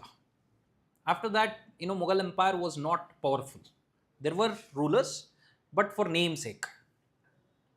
So the real power of Mughal Empire came to an end here, 1707. So from 1707 till 1947 is modern India, but pre-independent India. Modern India, but pre-independent India. But from 1947 onwards till when? Till present, till almost present. What is it? This entire thing is modern India, but this is post-independent India. That's it. This entire thing is modern India, but this is post-independent India. Now, where is the distinction I was telling you? In modern India, the syllabus for, what is this? Modern India is there for both pre and mains. So this modern India, we are talking about till 1991. Modern India till 1991. It includes what? 1707 till 1991 it is there. For both pre and mains. And in mains what happens? There is a small change they make. Same modern India. A small change they make is that the syllabus clearly mentions mid 18th century. Modern India from mid 18th century only. For prelims from 1707. For mains, where is it? 1750 onwards. Which means you get a discount of how much? 43 years discount you get where? In the mains examination. In modern history, you get a discount of 43 years because your syllabus starts from 1750. Ancient history, is it there in your mains? No. Medieval history? No. Modern history? Yes. But from what point onwards? 1750 onwards. So till 1750 we don't require anything in history for mains. Clear? Yes? So the syllabus clearly mentions mid 18th century. Done. So from mid 18th century to when? Mid 18th century to same. 1991, 2005, any number you can take. Right? Entire modern history. Post-independent India is what? From 1947 onwards, this has been added where? In your mains examination. Sir, modern history you said for prelims also 1991. Actually, 2-3 years ago, UPSC used to ask only till 1947 in prelims. Now they have started asking questions till 1991 also. That is why I always tell, if you are preparing for the pre-examination also, cover post-independent India before prelims itself. Because questions are coming from where? From post-independent India also. UPSC says it is modern India. Clear? UPSC says it is modern India. I am asking questions. You might argue, sir, post-independent India is in mains exam. Yes, post-independent India is in mains exam. Modern history is in your syllabus or not? In prelim syllabus? Yes, it is there. I am asking questions from there. So there is no clear distinction between these two areas now. That is why study post-independent India even before your prelims itself. 1 or 2 simple questions will come from there. That is why. Okay. Done. What to study for modern history? We just saw. What to study for post-independent India? What to study? Class notes you study? In mains, how many questions you get from this, you know?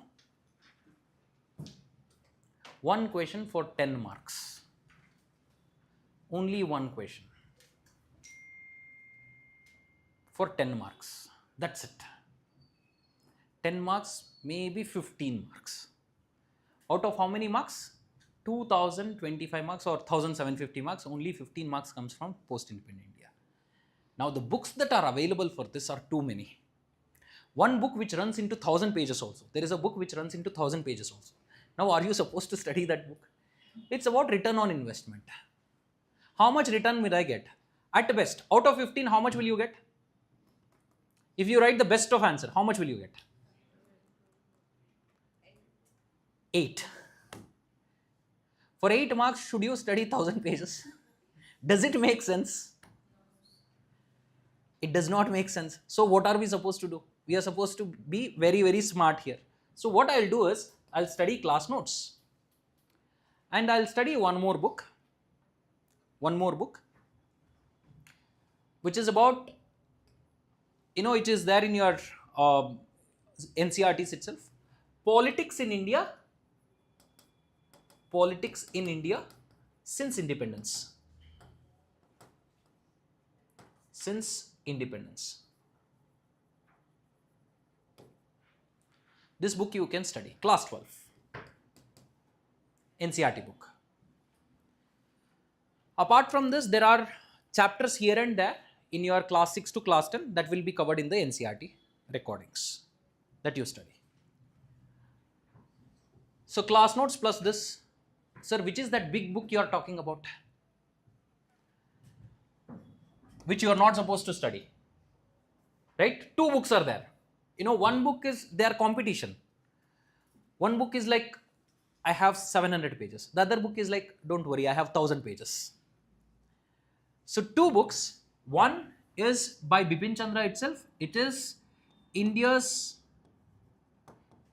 since independence by Bipin Chandra. And the other one is India after Gandhi. India after Gandhi by Ramachandra Guha. By who? By a person named R.C. Guha. Ramachandra Guha. This person. These two books are very thick books. If you are interested, you can study them. But return on investment is absolutely not much. Not much, rather than not much, nothing, I would say. Okay.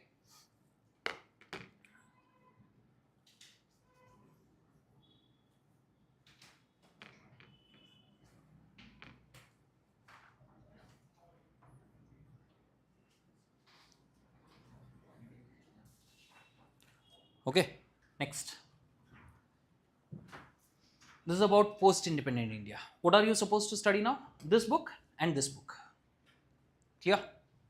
Anything extra that is to be studied, if something is to be studied, in the class, faculty will tell you, they might give you a handout or something that you have to study. Apart from that, don't buy books unnecessarily, right? Don't become a book collector. You want to become a district collector, don't become a book collector. That's all. Okay? If you want that job, library, you can become a librarian, right? Join a library, you handle the library there, right? So you will get that same feeling of a book collector. Yes? So don't do that mistake now. Clear? World history. It is another subject which is just like post-independent India. One question you will get. Only one question. Now what to do about this subject? Same, study the class notes. There is one NCERT book, Contemporary World Politics. The name of the book is Contemporary World Politics. This book you need to study. This is again class 12 book. Done. One more book I would suggest, I would prefer you to study because it does not cover all the areas. One more book, a thin book. This is not a big book. History of the World. History of the World by Arjun Dev. History of the World by Arjun Dev.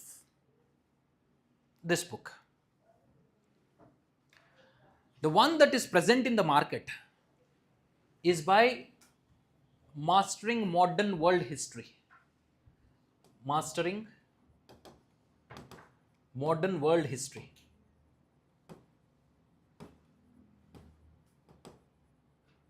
A wonderful book, a beautiful book, which you need not study. It's very good. Honestly, it's very good for world history. But don't spend time there. By Norman Love.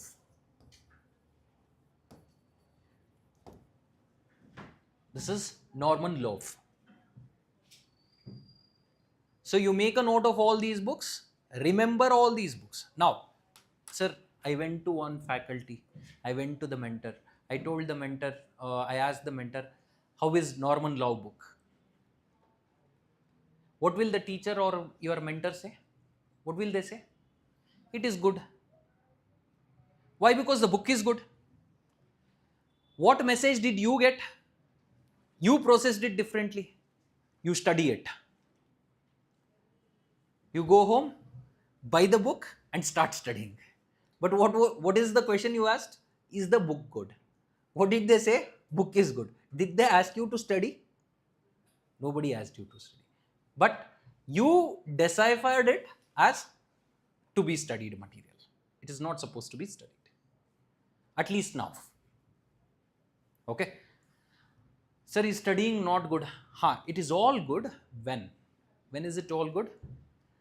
After you complete all the basic stuff, all the books that we make a list, you study them, you are good with all the books, then you start studying the extra books. One by one you study, no problem at all.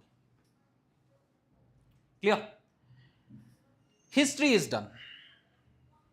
This is the biggest subject. This is the subject which has the maximum number of books. All the other subjects do not have these many books. Okay. Next, society. Society.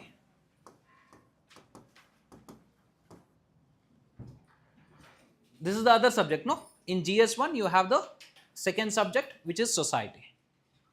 What to study for this? Class note plus Legacy IAS printed material. Done. That's it.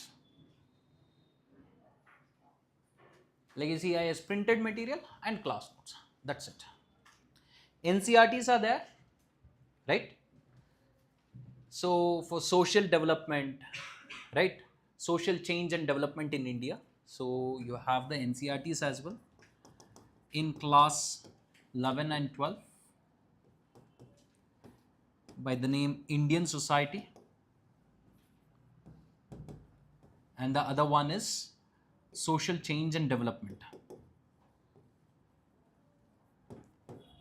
These books are there in class 11, 12 related to Indian society.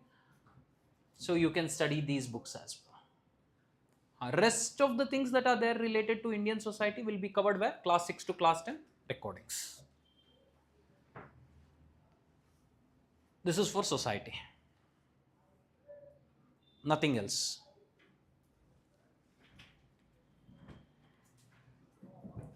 There is one book for society which is called Social Challenges in India, right, by a person named Ram Ahuja.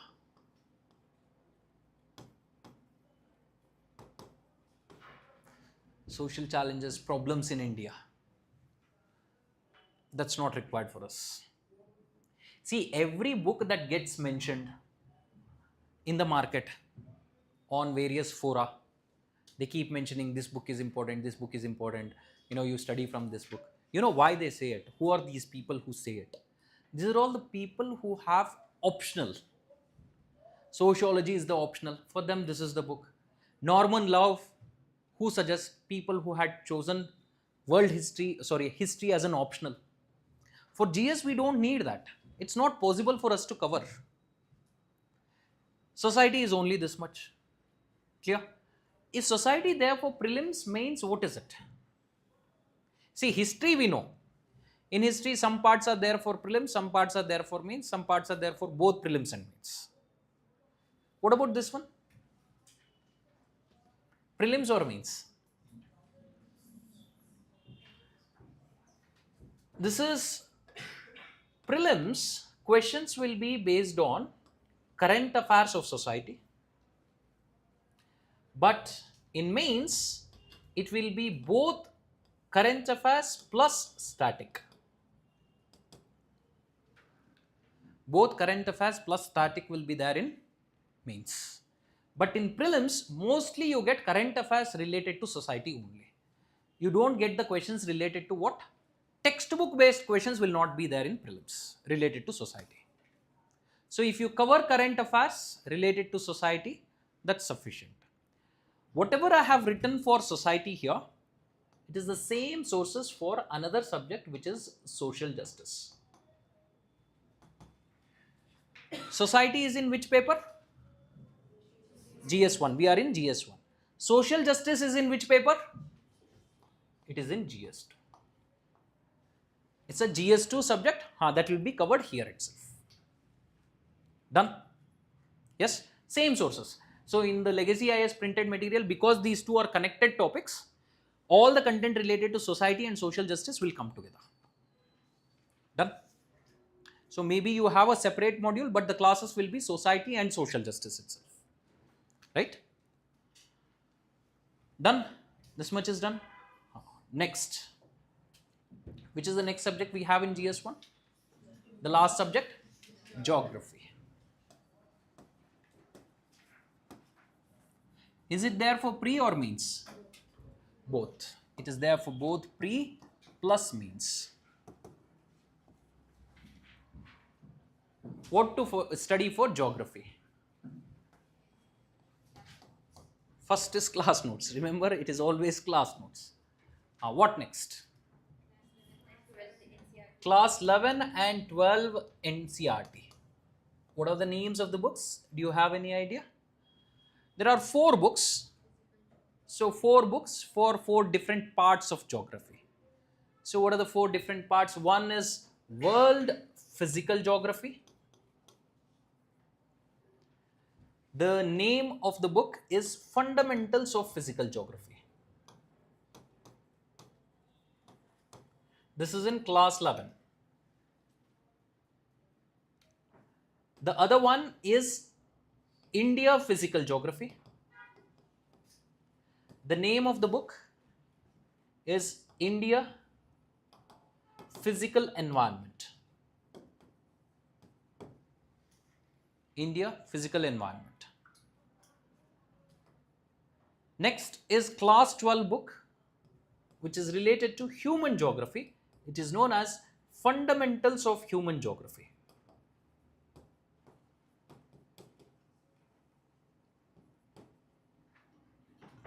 And another book again in class 12. It is Economic Geography. What is it? Economic Geography. The name of the book is India, People and Economy.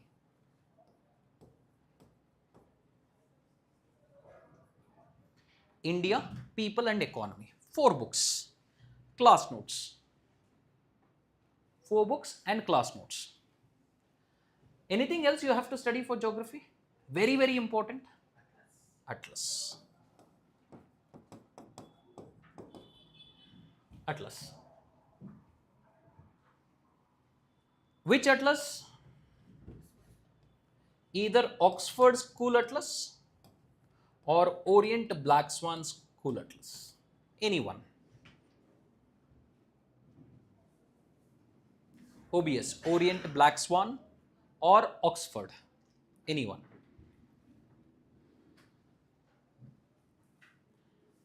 Now that I speak of Atlas, questions do come every year on maps. Questions do come every year on national parks, maybe wildlife sanctuaries, maybe volcanoes, lakes, rivers. These things, questions come.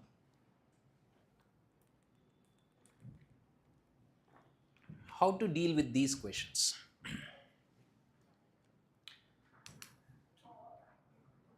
People do a lot of circus about it.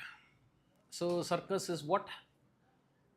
Exam is 15 days away or 20 days away. Now I will sit down, search in YouTube. What will I search? Places in news.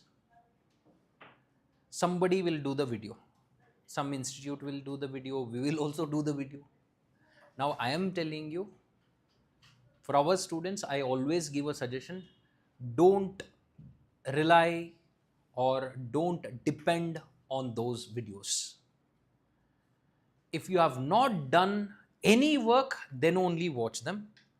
But the work I am going to tell you, if you are doing this, there is absolutely no necessity for you to do those things later on. What is that work? That is the Atlas work. Every day, it is 5 to 10 minutes job you have. 5 to 10 minutes every single day. What am I going to do? is everybody has a smartphone. You have notes in it, right? You can make notes in it, correct? Or two people or three people together form a group, study group you form, right? A WhatsApp group for two or three, not more than three people. It is useless. When it is more than three people, it becomes a crowd. It is not a group. Two, three people together you form a group only for study purpose. So what you do in this group, or you make a note, share the note. So what you do in this is you study current affairs maybe, or newspaper you study. You come to the classes and then you are studying maybe in the class environment or geography, or you are studying something related to international relations maybe, something.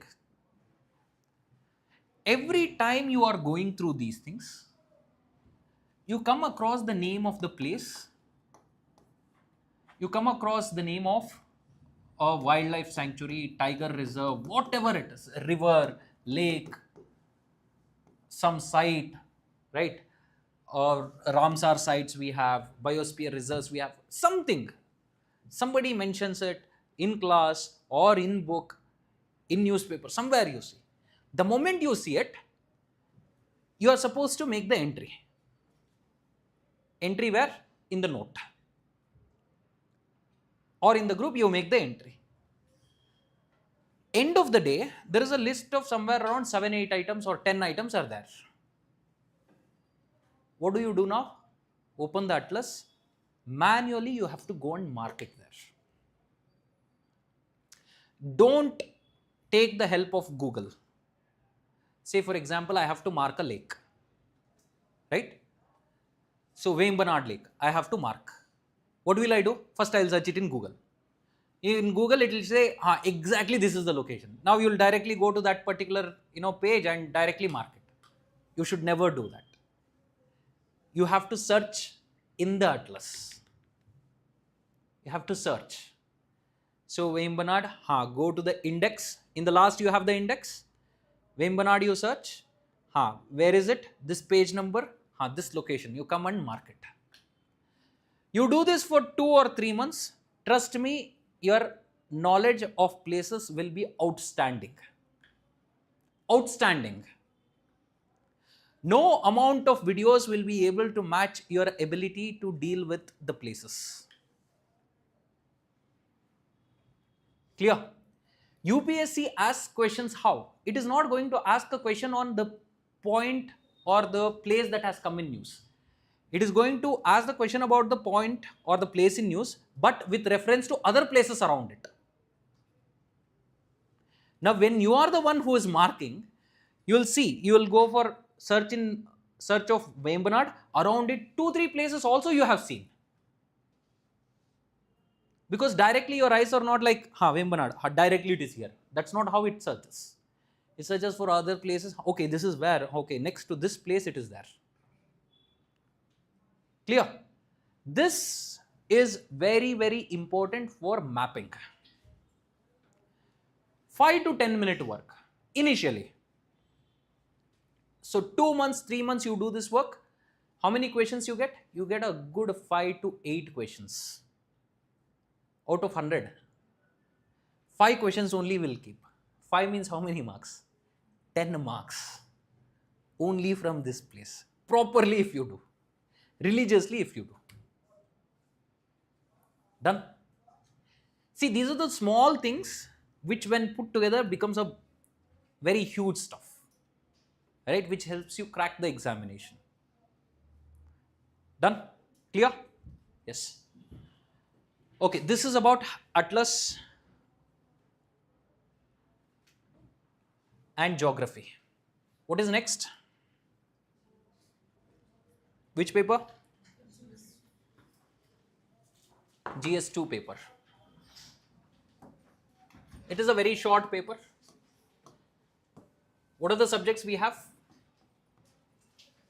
Polity, governance, social justice, and International relations. Social justice we have already covered with society. Same books.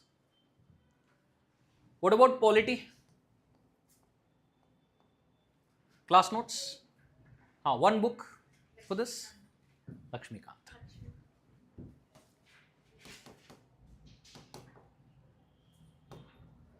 Lakshmikant. NCRTs are there? Are there NCRT? So class 11, class 12 NCRTs are there. Indian Constitution at work.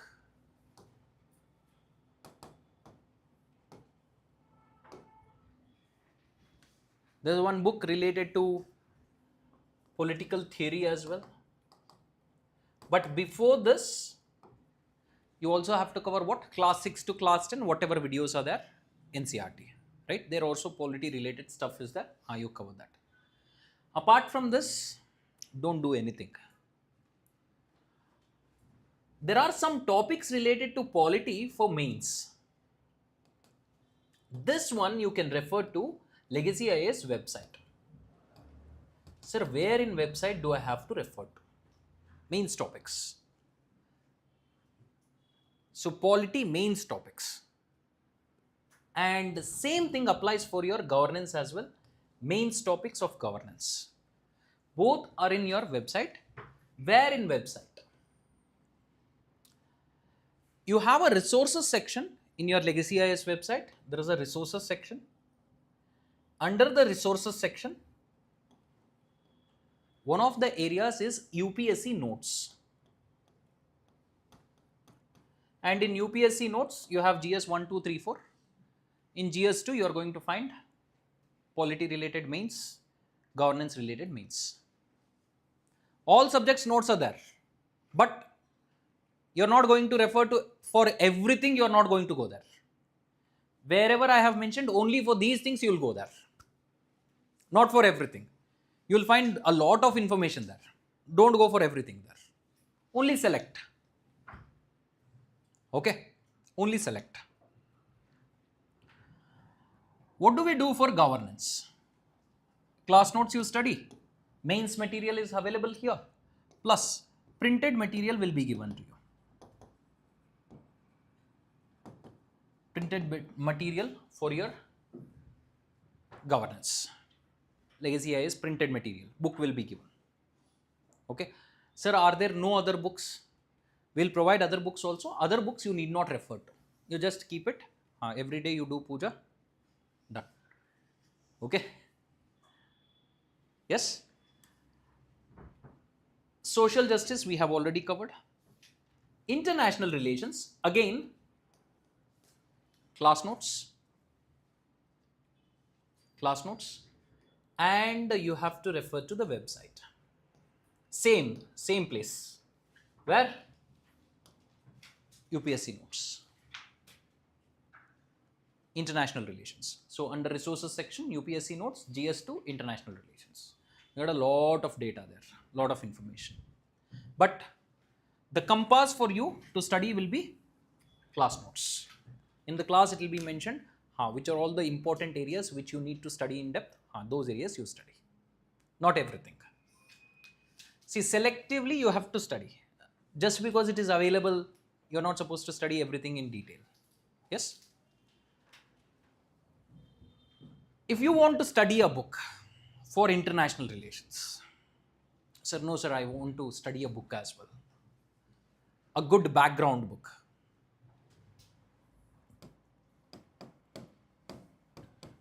There is one book by Shashi Tharoor.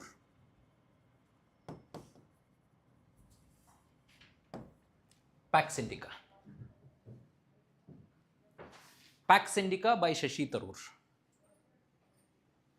A wonderful book. You learn about every country with which India has relationship with. A wonderful book. You can study that. The language is simple. Don't fear. You know Shashi Tharoor? Yes? So his language is outstanding. Right? So he uses a lot of complex words. That is there. But this book, not difficult to understand. Honestly speaking, it's not difficult to understand. Okay? This you can refer to. A good book. Done. GS2 is done. See, short. GS2 is less. GS3. GS3. You have anything to ask related to GS1, 2? Anyone? Anything? So for geography, the standard book would be No. GC Leong. No, not required. Absolutely not. Whatever is required from GC Leong will be taught in class. Right? Will be taught in class. Sir will give modules maybe. It will be covered in that itself. See, the reason why you are coming to classes is to make your life much more simpler. Preparation simpler. Just don't complicate it, overcomplicate it by overburdening with sources. Don't do it. Okay? Sir, what if I am left with time after studying everything?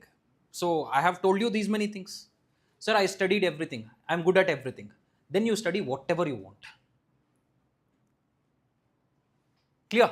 It's like foundation. If you are not good with the basic stuff, no matter how much advanced you study, you will not be good with it. It's like a building. Your foundation of the building is not strong. It does not matter how beautiful the building is, it will collapse. Whatever books I am suggesting, they are foundations. Without these foundations, advanced material will not help. Current affairs, though, you leave it. It will not even go into your head. It does not make any sense at all. That is why foundations. The day you are good with all the basic books I am suggesting now, that day you do whatever you want. Whichever book, extra book I am getting here, sir, I am getting here. Still, you have to be within the limits, but still, you can explore.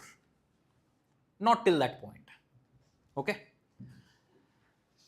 Next, GS3. What do we have in GS3? Economy. This is a big, area, big paper. Economy, environment and ecology, science and technology,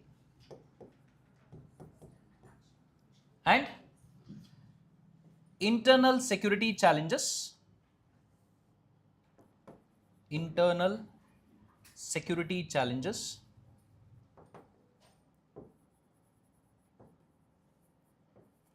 plus disaster management. These many subjects you have. Now in your GS2, polity was there for both prelims and mains. Governance, same rule as we applied for society. Current affairs related you will get in prelims, but in mains you get both related to current affairs and static for governance. Same thing with social justice, same thing with international relations also. What is it? Current affairs related, you will get it in prelims, but when it comes to mains, both current affairs and from the books, you're going to get it. So that is why before prelims itself, you have to cover what? Your international relations, society, social justice, governance, polity, in history, everything except for world history you can leave. You have discount so far only in world history. Apart from that, rest of the stuff you should have covered for prelims itself. That's how it works. Done. Economy. What to study for economy? Class notes and one book. Nitin Singhania. Is there no NCRT for this? Class 6 to class 10 NCRT recording you are going to watch. Class 11, 12 microeconomics and macroeconomics textbooks are there. But those textbooks you are not going to study because they are a bit more complicated. Not required for us. It will be taught in the class itself. Don't study them. Yes? If you are still inclined, like, no sir, I want to study. NCRT, everybody tells you have to study. I will study. give it a try. Free hand. You give it a try, study one entire chapter, come to me and tell me if you understand clearly. Right? So it is like khichdi. You can't understand a lot. Where? From those NCRTs. So stick to class notes, Nitin Singhania. Those class 11 and class 12 macro and micro books, na, what you do is glossary only you study. What is glossary? Towards the end you have 2-3 pages. You have terminology, definition. Only learn that. Don't learn from the textbook, only the glossary you learn. And then there is class 11 or class 12, class 11 if I am not wrong. This book is Economic Development in India.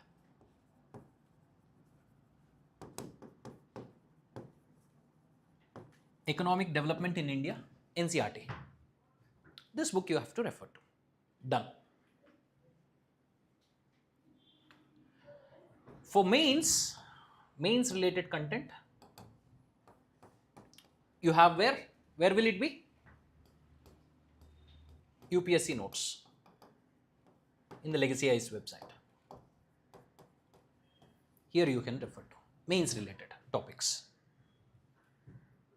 See, I am very, very selective as to what to study from where. Don't try to study everything from every place. Then it will all be double work. Selective. Mains related topics, whatever are there, in the class it will be mentioned, this is mains related. So study it from here. Class notes you are going to learn, extra whatever you need, it will be here. Done? What about environment? Class notes plus class 12 NCRT is there related to biology.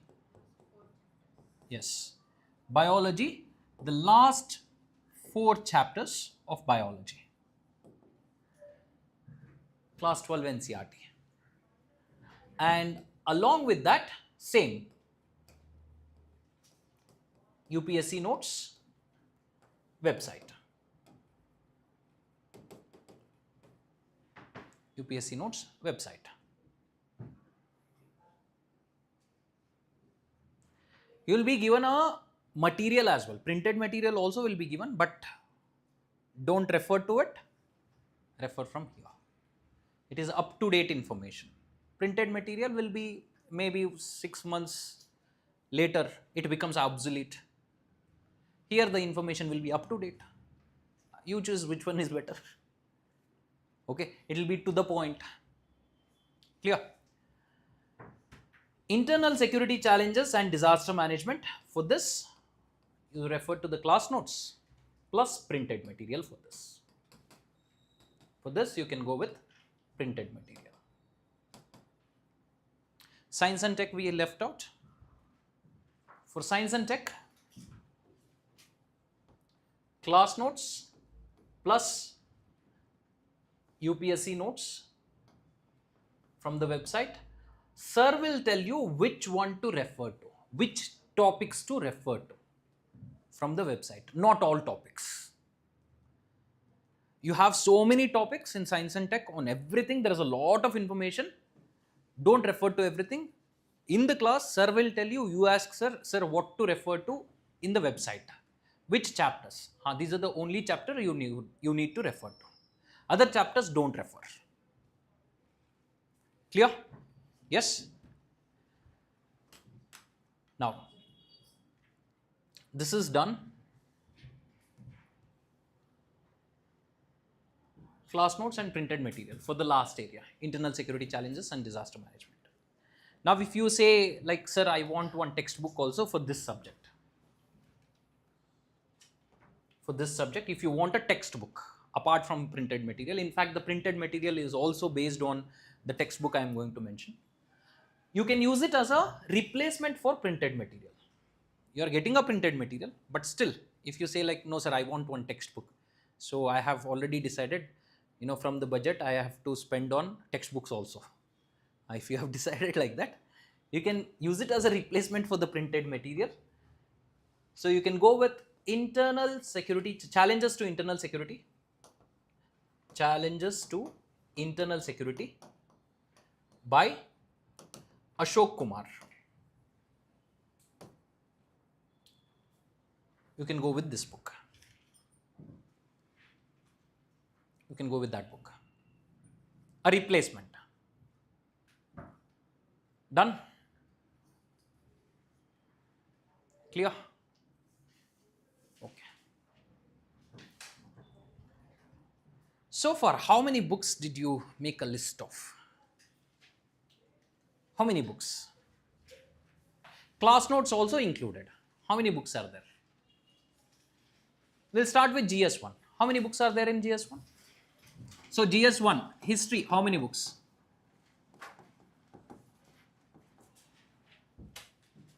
How many histories do we have?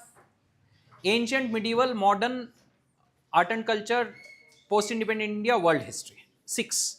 So 6 class notes are there. Ancient, how many books? Ancient, how many books? So 2 books, no? So one is going to be NCRT, the other one is going to be Tamil Nadu textbook or the Poonam Dalal Dahiya. So 2 books there.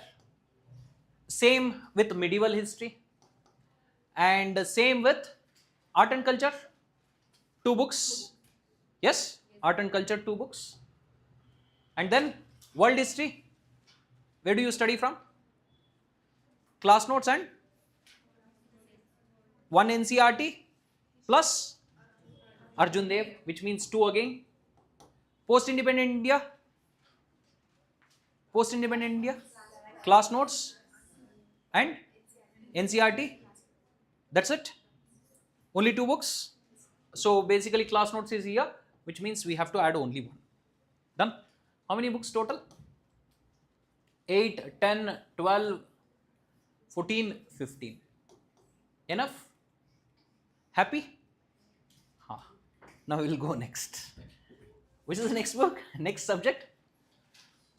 Society. What about society? Class notes plus printed material plus 2 NCRTs. So 4. Geography. Class notes 4 books. Plus Atlas also is there. So 6. So total 19 plus 6. 20? 21, no? Sorry, 19 plus 6, 25, 25 books. But we are forgetting one thing here. NCRTs are there from class 6 to class 10. That work also you are doing. Yes? We will add all those books towards the end. Right? Overall books we will add later. 25 books so far. GS1. We'll go to GS2. We have polity, governance, social justice and international relations. Polity, you tell me. Class notes plus Lakshmikant plus 2 NCRTs. Correct. So 4. Governance, class notes plus printed material. That's it? Okay. 2. Social justice already counted. Will not count it here. International relations 1, class notes plus website material is 1. The other one is Pax Indica, 1 more, 3.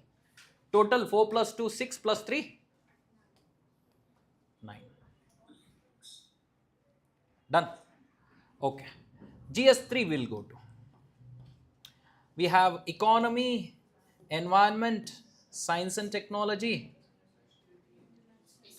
internal security challenges and disaster management. Okay. Economy 1, class notes plus Nitin Singhania. That's it. That's it, no? Plus you have to refer to website material as well, right? So 3 we will count. Environment 1 plus UPSC website, right? Legacy IAS website. That's it. We will leave that. We will discount that. 4 chapters only. Okay, 2. Science and technology, 1 plus 1, 2. Internal security challenges, 1 plus 1, 2. How much is it? 5 plus 4, 9. So far, 25 plus 9, 34, 34 plus 9, 43. We have reached 43 books so far. See, I am not doing anything outstanding. I am saying basic. That is why I always keep wondering in my head, how is it people are searching for more books and trying to study? When you have basic books these many, where is it these people are finding time to search for more? We are still where? GS3. How many marks are done so far? 750 marks only. Still how many marks are left? Still 1000 marks are left. Yes? Okay, we will continue. We'll go to GS4 now. What is GS4 subject? Only one subject? Ethics, integrity and aptitude. Remember, this aptitude is not math related aptitude. This aptitude is aptitude for civil services. Means what talents a civil servant must have. What are the talents a civil servant must have? A civil servant must have the talent of analytical ability, right? A civil servant should have the ability of what? Comprehending things, quick reactions. We call it as reactiveness, responsiveness. So those aptitudes, talent should be there. Emotional intelligence must be there. These things. So it's not about calculations or anything. This paper has 250 marks. How to study for this? You have class notes for this. Proper class notes you have to study. Understand every single term that is there. Class notes plus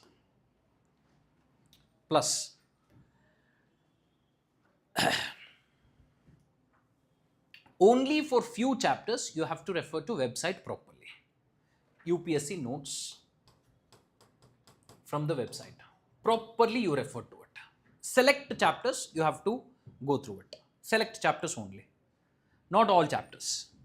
When you go through all chapters, it is too much. Right? Only select chapters, especially related to philosophers, thinkers, you have to refer to the website. Otherwise, class notes is sufficient. You take the notes properly, understand the notes properly. Remember, the nature of this subject is very, very different. No matter how many books you study for this subject, at the end of the day, it's about your understanding which is going to save your day in the exam. Understanding of the subject. Because you can't go prepared for a question. Say for example, history, how is it? You have studied from the book. You go there, question comes related to Gupta Empire. You have studied about Gupta Empire, you will be able to answer there. Right? Here the question is not going to be like that. Questions are more like this.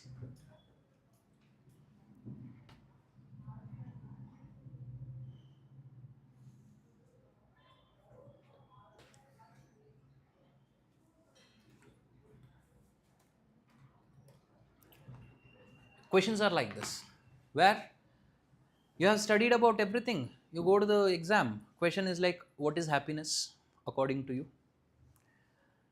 So when was the last time you felt happy? What made you happy? 10 marks. Answer it. Answer it. Now, how can I get you prepared for these things in the class? So it's about I understood the entire subject, the concepts. Now when I go to the examination, my thought process will be based on whatever I have learned in the class. It's creativity. The answering to this paper is about creativity. Especially you have two parts in this. Part A is such questions I just mentioned, and part B, it's related to case studies. You get a scenario and you have to solve a case study. What will you do in this situation? Why do you do this? So part A, there are 7 chapters. Part B, only 1 chapter which is related to case studies. Done. So 125 marks for part A. You get how many? 12 questions, let's say. In part B, you get only 6 questions. 125 marks for part B. Until and unless you are good with part A, I don't think you will be able to answer part B. And the questions that come in part A are mostly how? Not directly from the book. They are like, you have understood from the book, there you have to create an answer. It's not difficult if you have understood everything in the class. That is why class becomes more important than what? Textbooks here. So, class notes and very few things to study extra. Now, if you are like, sir, I don't trust. If you have trust issues, drop this. Try studying. You can give a very good try if you want. Study lexicon. Ethics, integrity and aptitude by lexicon. You can study that. You can give it a try. If you feel like it's awesome, you can continue. If you feel like you are getting lost, stay quiet, cover from here. And my belief is that 99% of the candidates would come back to this one day. Okay, because the way the textbooks are designed for this subject, they are mostly philosophical in nature. So that's how you are not supposed to study. You are supposed to study from general studies perspective. Okay, so that's how it is done in the class, and also you can refer to the UPSC notes. Done? Clear? So how many books here? 2. Let's count 2. How many were done? Total? 40? 43. Plus 2, 45. 45 are done. Sir, that's all. GS4 is done. What do we have still? Essay. What to study for essay? You attend the classes. There is no textbook for essays. Essay is about practice, feedback,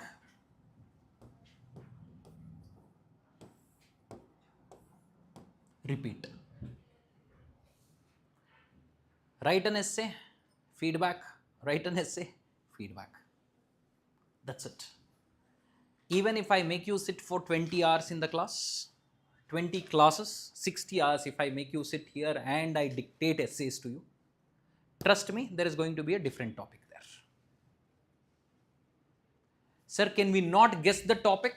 Absolutely not possible.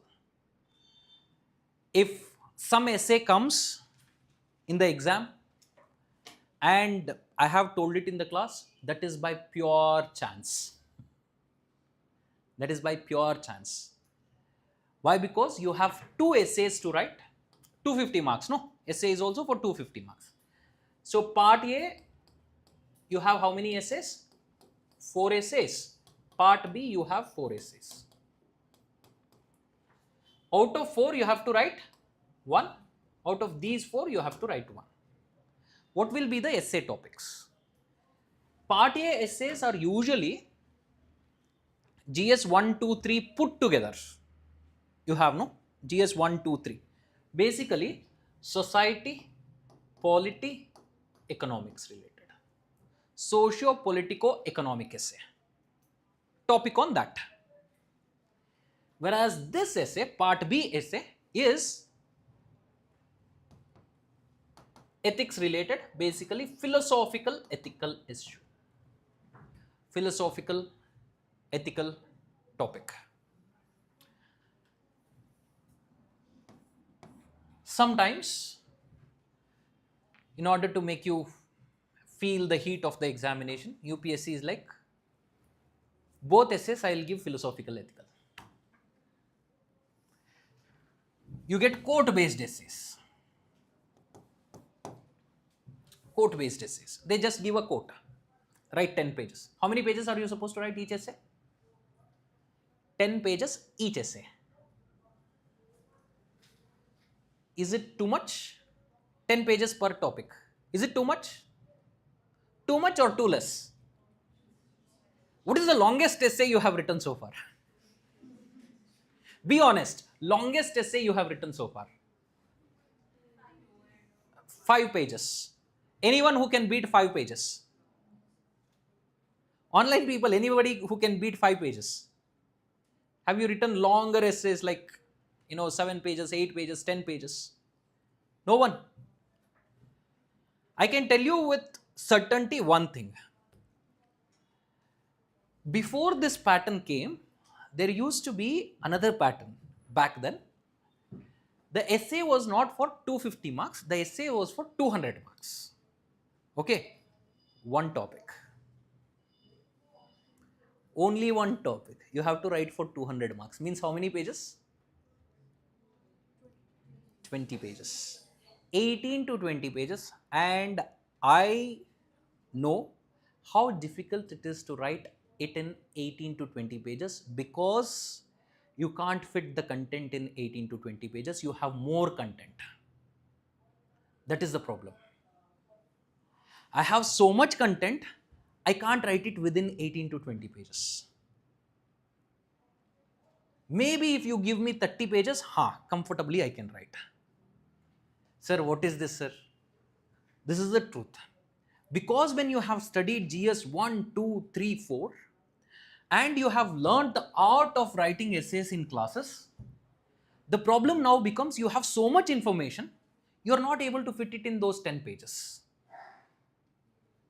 It usually breaches those 10 pages. Now the art is what? To compress it. Put the best points within 10 pages. Content, the quantity of content will never be an issue for you if you study properly. 1, 2, 3, 4, if you study properly, these two essay topics, not a big deal. The problem is going to be how you structure, what comes after what points you put there. That is why, what did I tell? The key is this. Now, can we make entire essay preparation as one book? Entire essay preparation. You have written multiple essays, got them evaluated. We'll make it as one book. Okay? One book. We reached 46 books. What else do we have? CSAT. Who will study CSAT? CSAT is for prelims. Essay is only for mains. And GS4, is it for prelims or mains? GS4, ethics paper. Mains only. 1 or 2 questions you get it in prelims also. This time they had given 3 questions and anybody can get them right. Any person will be able to get them right. So you need not worry. So that is mains only. Let's keep it as mains only. CSAT, what to do? Without miss classes, without miss assignment, without missing tests. Only 3 things you need to do. The person who is going to be successful in CSAT is going to be this person.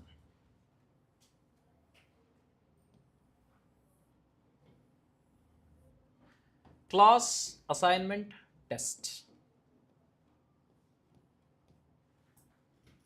Only those people, CAT, will be successful. Who is a CAT? Class, assignment, test. All 3. This intersection people only will become successful. If you are already good in CSAT, how to check that? How to check that? Last 3 year papers, 24, 25, 26, all 3. GS2, that is CSAT paper prelims, you take it, solve it, check with the answer key. If you score consistently in all the 3 papers, if you score 75 plus, rather than 75 plus, 80 plus.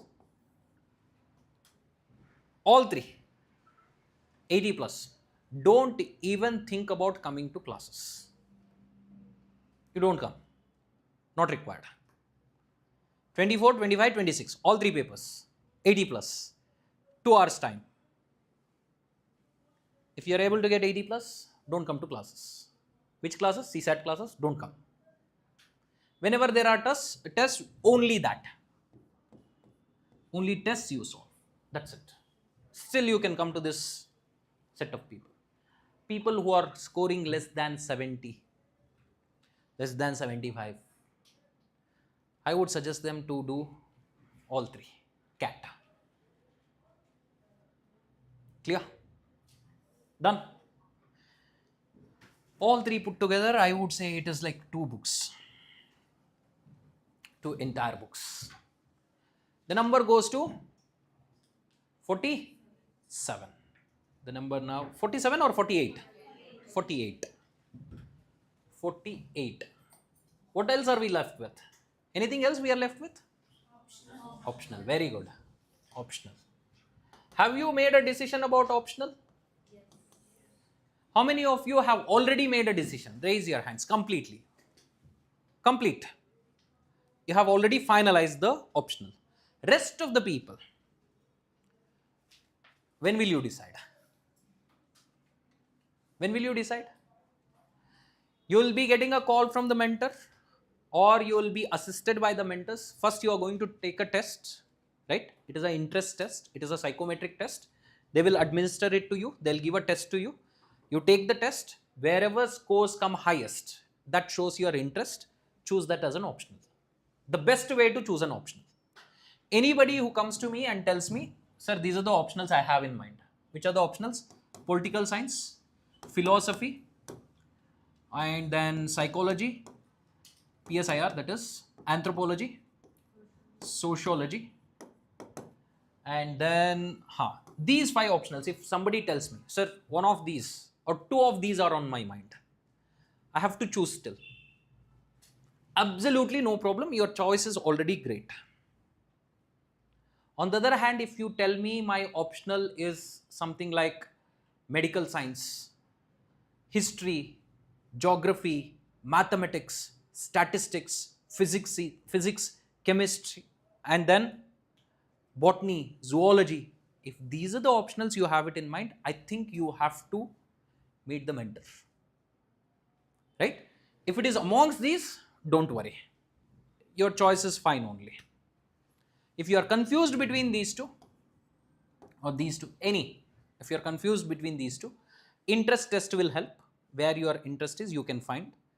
If still you have doubt, the suggestion is just randomly study one chapter from both the subjects. Random. It should not be introduction chapter, random chapters. 5th chapter or 6th chapter of these subjects from IGNOU material. Indira Gandhi National Open University material, BA, right, or BSc. So psychology is offered as BA, BSc, both, right? You can search there. One random PDF you take of a particular chapter, you just study. See how you feel. So you took one from anthropology, one from sociology. Both chapters you read. Whichever chapter feels more comfortable to you, choose that as an optional. Done. This is what you are supposed to do, irrespective of which optional you are going to take. The number of books will be minimum 5. Minimum 5. A conservative number of 5. So maybe 3 class notes, 2 standard books. So we can take that number now to 48 was there, no? 53. Happy? Not yet happy? Okay, I'll make you more happy.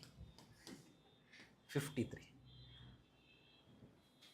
Is there anything we left out?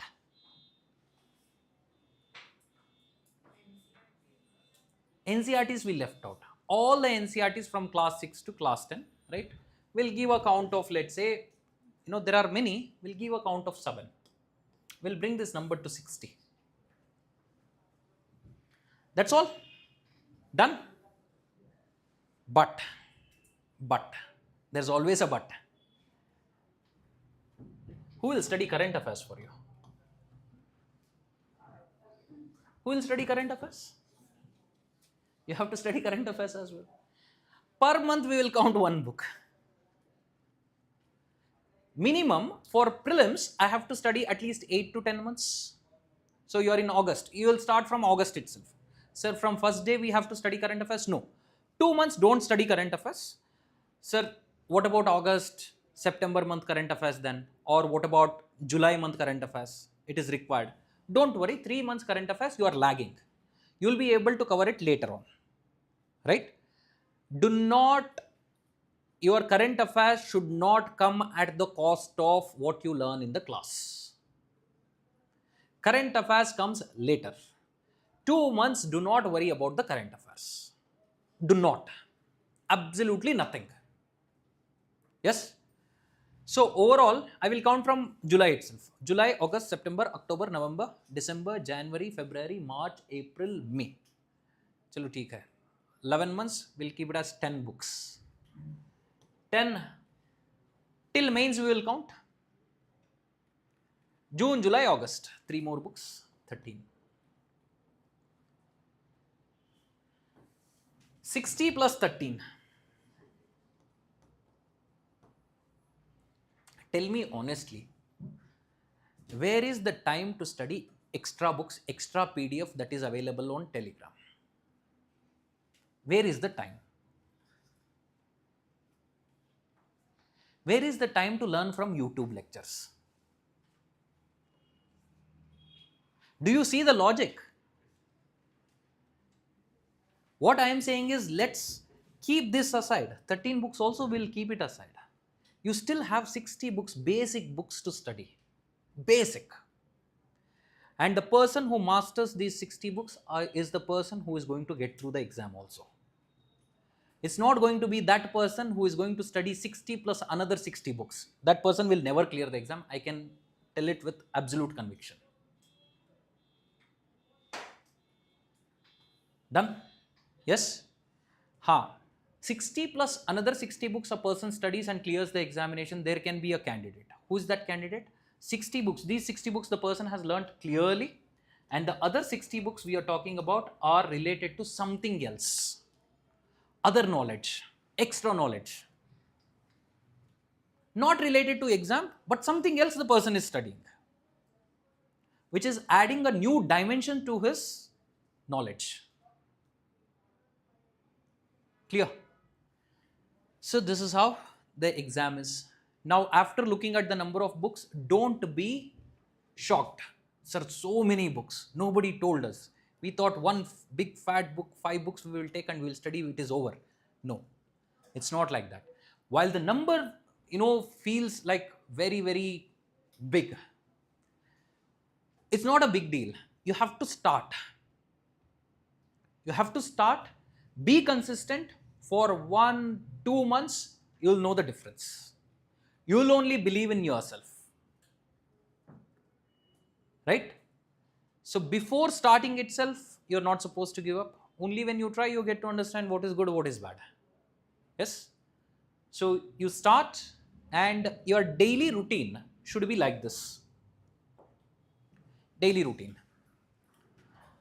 Classes, how many hours are you going to attend? Around 7 hours. Sir, when did it become 7 hours? We thought it is 6 hours. Optional will be there, 8 to 10. Starting from August 17th. Plus 2.5 hours of GS. Another 2.5 hours of GS. This is going to go on till December. Okay, 7 hours of class. How much time do I have to study now? How much time? 4 hours. Let's suppose you have 4 hours. You split this 4 hours into morning 2 hours or 2.5 hours before the class. Is it possible? It's not possible because you are starting at 8. Right? This is possible once you go to January. Right? So before January, instead of this, spend 1 hour or 1.5 hours before class for studying. Rest 3 hours, you are going to give it in the evening. 3 hours in the evening. The target is to study only this much. Whatever has been taught in the class, you have made class notes. I will learn this completely. And whatever same topic, I will learn from NCERT. Same chapter. If it's available in NCERT, I will learn from NCERT. Done? Standard book, I don't have time. If you don't find time for standard book, studying the standard book, same chapter, don't worry.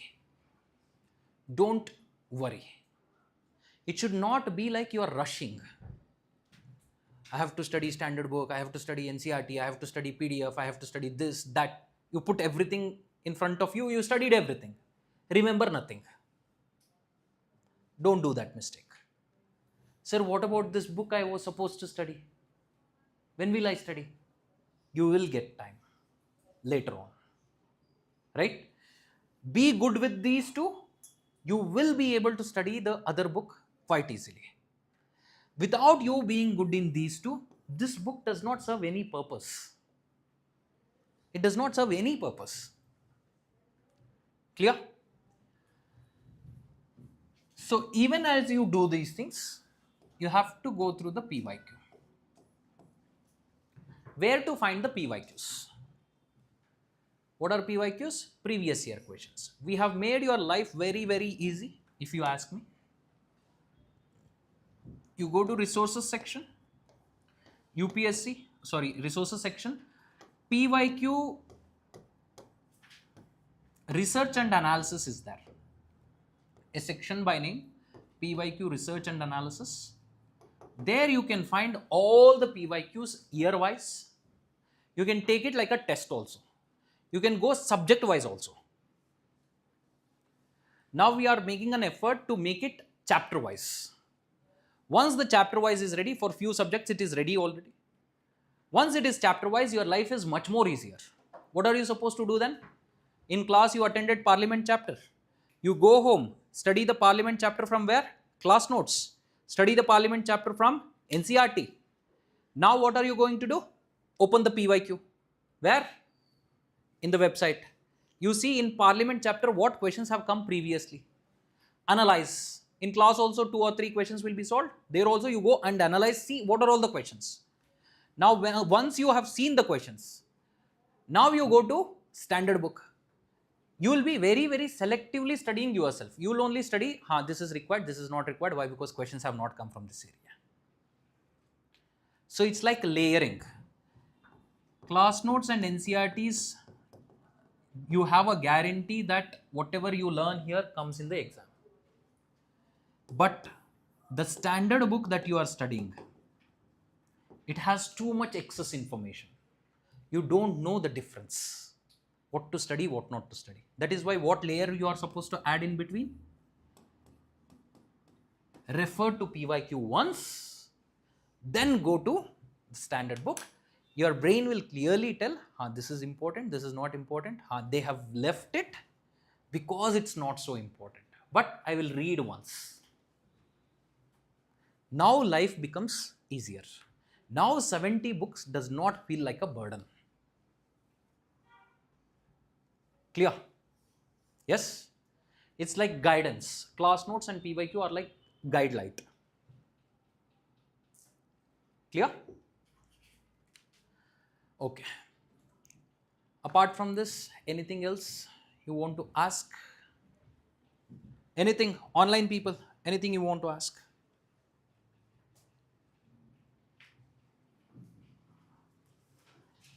Nothing? Sir, too much information. Yes, anything? So I wanted to know your name and which subject you'll be dealing with. Wonderful. Okay, my name is Sagar Gowda. I'll be handling only a few parts of your economy and only a few parts of your ethics paper, right? And the optional I teach is psychology. Psychology is the optional I teach. Okay. Next. Optional class. 8 to 10 is optional class. After that, 10:30 your GS class will start from August 17th. From tomorrow onwards, it is 10 o'clock class. Normal 10 o'clock class will start. From August 17th, it is going to be when? 8 o'clock. 8 to 10 optional. 10:30 to 1 o'clock, you are going to have GS. And then again 2 o'clock to 4:30, you are going to have the GS again. Okay. So the practical mindset I spoke of, that is the last thing I want to tell you. So the practical mindset, how should your mindset be? 2027 May you are going to write the exam. I want none of you to come and tell me, like, sir, we did not have enough time, that is why I'll not attempt this year. I just don't want to listen. Because that's escapism. Do not have that escapist attitude. You have a good, you are in the month August. August, September, October, November, December. 5 plus 4 more months there. You have a total of 9 months.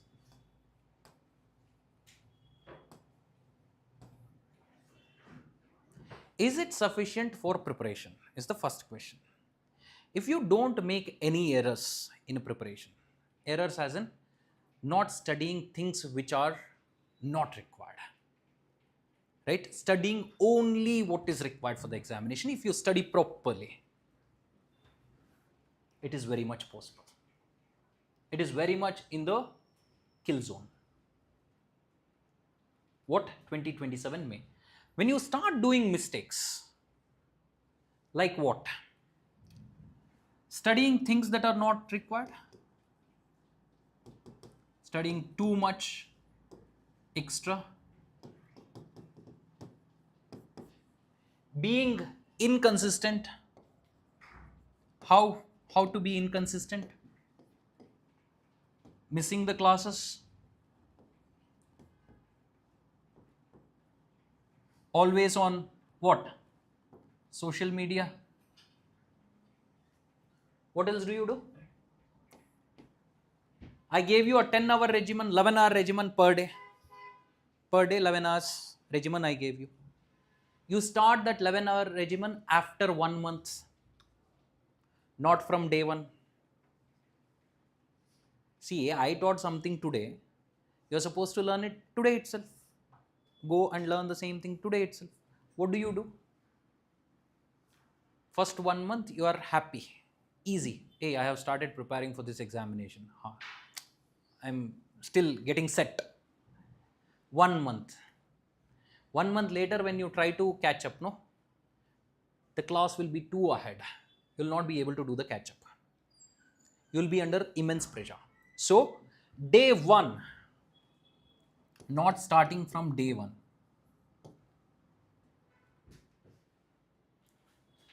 Do any of these mistakes, you can forget about 2027 May. You can think about what? 28 May. Again from 27 May when I check, you are doing the same mistakes again. Then you can think of 29 May.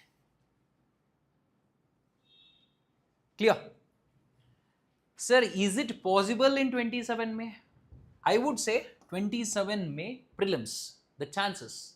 Your chances are as high as 90% for pre. It's equivalent to that of a person who has started the preparation in 2026 of January or even before that. Even this person has 90% chance in prelims. You also have 90% chance itself. Provided, see, they had room for making mistakes because they had more time. Here and there they have made mistakes. It is fine. They had that extra time to catch up. You don't have that extra time to catch up. Don't do the mistakes. Same. Sir, what if a person has been studying from 3 years? That person's chance also is 90% itself. Your chance also is 90%. It's just that you don't have time to make mistakes. If you don't do mistakes, 90% chance. Now, what about rest of, what about the next level of examination, sir? Mains is where, I will be a bit skeptical. Mains examination, the chance for people who have started in January and who have been doing answer writing practice, for them the chance is 70 to 75%. And this is the best chance anybody can get. Not more than this. Just because you have been studying from 3 years doesn't mean you are going to get a chance of 90% in mains. It's going to be 70-75% itself. What about you? Because you have paucity of time, I would put these mains chances at 30 to 40%. If you are already a person who starts writing from day one, I will stretch it to 11 and a half, 12 hours, sir, from day one. I will start writing answers from, let's say, 15th or 20th day itself. I'll get them evaluated. Every time I'll meet the mentor. Then your chances can increase. It is possible. It is possible. But to be spending 11, 12 hours or 12 hours, 12 and a half hours on a regular basis from the starting of the preparation itself is difficult. Only for that reason I would put it in this range. This is what practical mindset. Sir, if we have exam of prelim in the May, when will be the mains? Mains will be in August. You have only 3 months, and those 3 months are not sufficient for you to learn new subjects. That is the time for you to write a lot of answers. Okay? Done. So where can we find recorded NCRT videos though from 6th to 10th standard? It is in your portal itself, on your portal, right? So wherever you are having the class right now, on the same portal you are going to get the videos. Okay? Now, when can you be confident about this examination? Some of the people will come later on and tell, especially when tests are given, right? To be successful in this examination, yes, of course, class notes you have to be good at, NCRTs you have studied, and you have studied, let's say, minimum number of books, standard book. Sir, whatever you suggest, only that we studied. And along with that, what else did I do? Current affairs, one magazine I studied or one newspaper I was studying, plus PIB I was studying. This is all I was doing, sir. Is this sufficient to crack the examination? No, you have to do the answer writing practice. You have to do the test series. This is where most of the people fail. They do these things, but they don't do these things. Why? When I ask them to do the answer writing, after 1 month you can start answer writing. Every day write one answer. You're like, I have not studied yet, later on I will start. This is one problem. 2, test series will start after, let's say, 2 months or 2.5 months, test series will start. When I ask again, why are you not writing the test series? You are going to say, sir, not yet prepared. I want to do still, I want to do revision. Only that, after that I can tell you that day will never come, honestly. No matter how bad your performance is going to be in the test, how bad your answer is, start doing it. Yes? If you don't do these things, your chances of whatever I told you, 90%, 70%, 30%, that will dramatically fall. Start doing, and 1 month, 1.5 months, you are going to see the difference. Right? There have been outstanding examples where people who started with like absolute zero knowledge, from very, very humble backgrounds, who have studied in the schools or colleges which are from a very background area, very backward area, they have been able to do it. It's just that the defining thing about them is that they did this, and they did this most importantly, this part. Okay? So accountability mechanism works how? You go to the mentor. Every time you face a problem, go to the mentor. Availability of the mentor is our responsibility. Going to the mentor is whose responsibility? Your responsibility. You are never going to say, what? Sir, nobody called us. You are supposed to take the responsibility. Okay? See, you need mentorship or not? If you want mentorship, is mentorship available or not? It's available. Now, whose responsibility is it to go to the mentor? Yes, but from our side, from my side, I have ensured one thing here. Ki, there is going to be a session by the mentor every week. One visit a mentor will make to your class. They'll come to your class, they will talk to you. This much we can do. And they also initiate calls. They also initiate calls from their end for what? To talk to you, to check on your progress. But you have to respond. If you ignore, once they will try, twice they will try. After that, if you are ignoring, they will also ignore you. Agreed? Yes or no? You think about it. You are calling someone, right? You want to give a favor to them. You want to do a favor. Say for example, you have to give money to me. You are only calling. 2 times you called. I don't respond. Will you call me again to give money? Nahi na. Why will you do it? Same thing with the mentors. Mentors want to impart knowledge to you, help you, and you are like, I don't care. 2 times if you don't care, they will stop caring for you. Yes? Understood? Respond. It's very, very important. Yes? Alright, shall we leave? Anything else you want to ask? Online people, offline people, anything? Nothing? Nothing? What is the most important, what is the most important thing in your life, or what is it you like the most in your life? You think about it. Make a promise on that. Key, I will be honest with my preparation for at least 3 months. First 3 months, I'll be like how it has been suggested.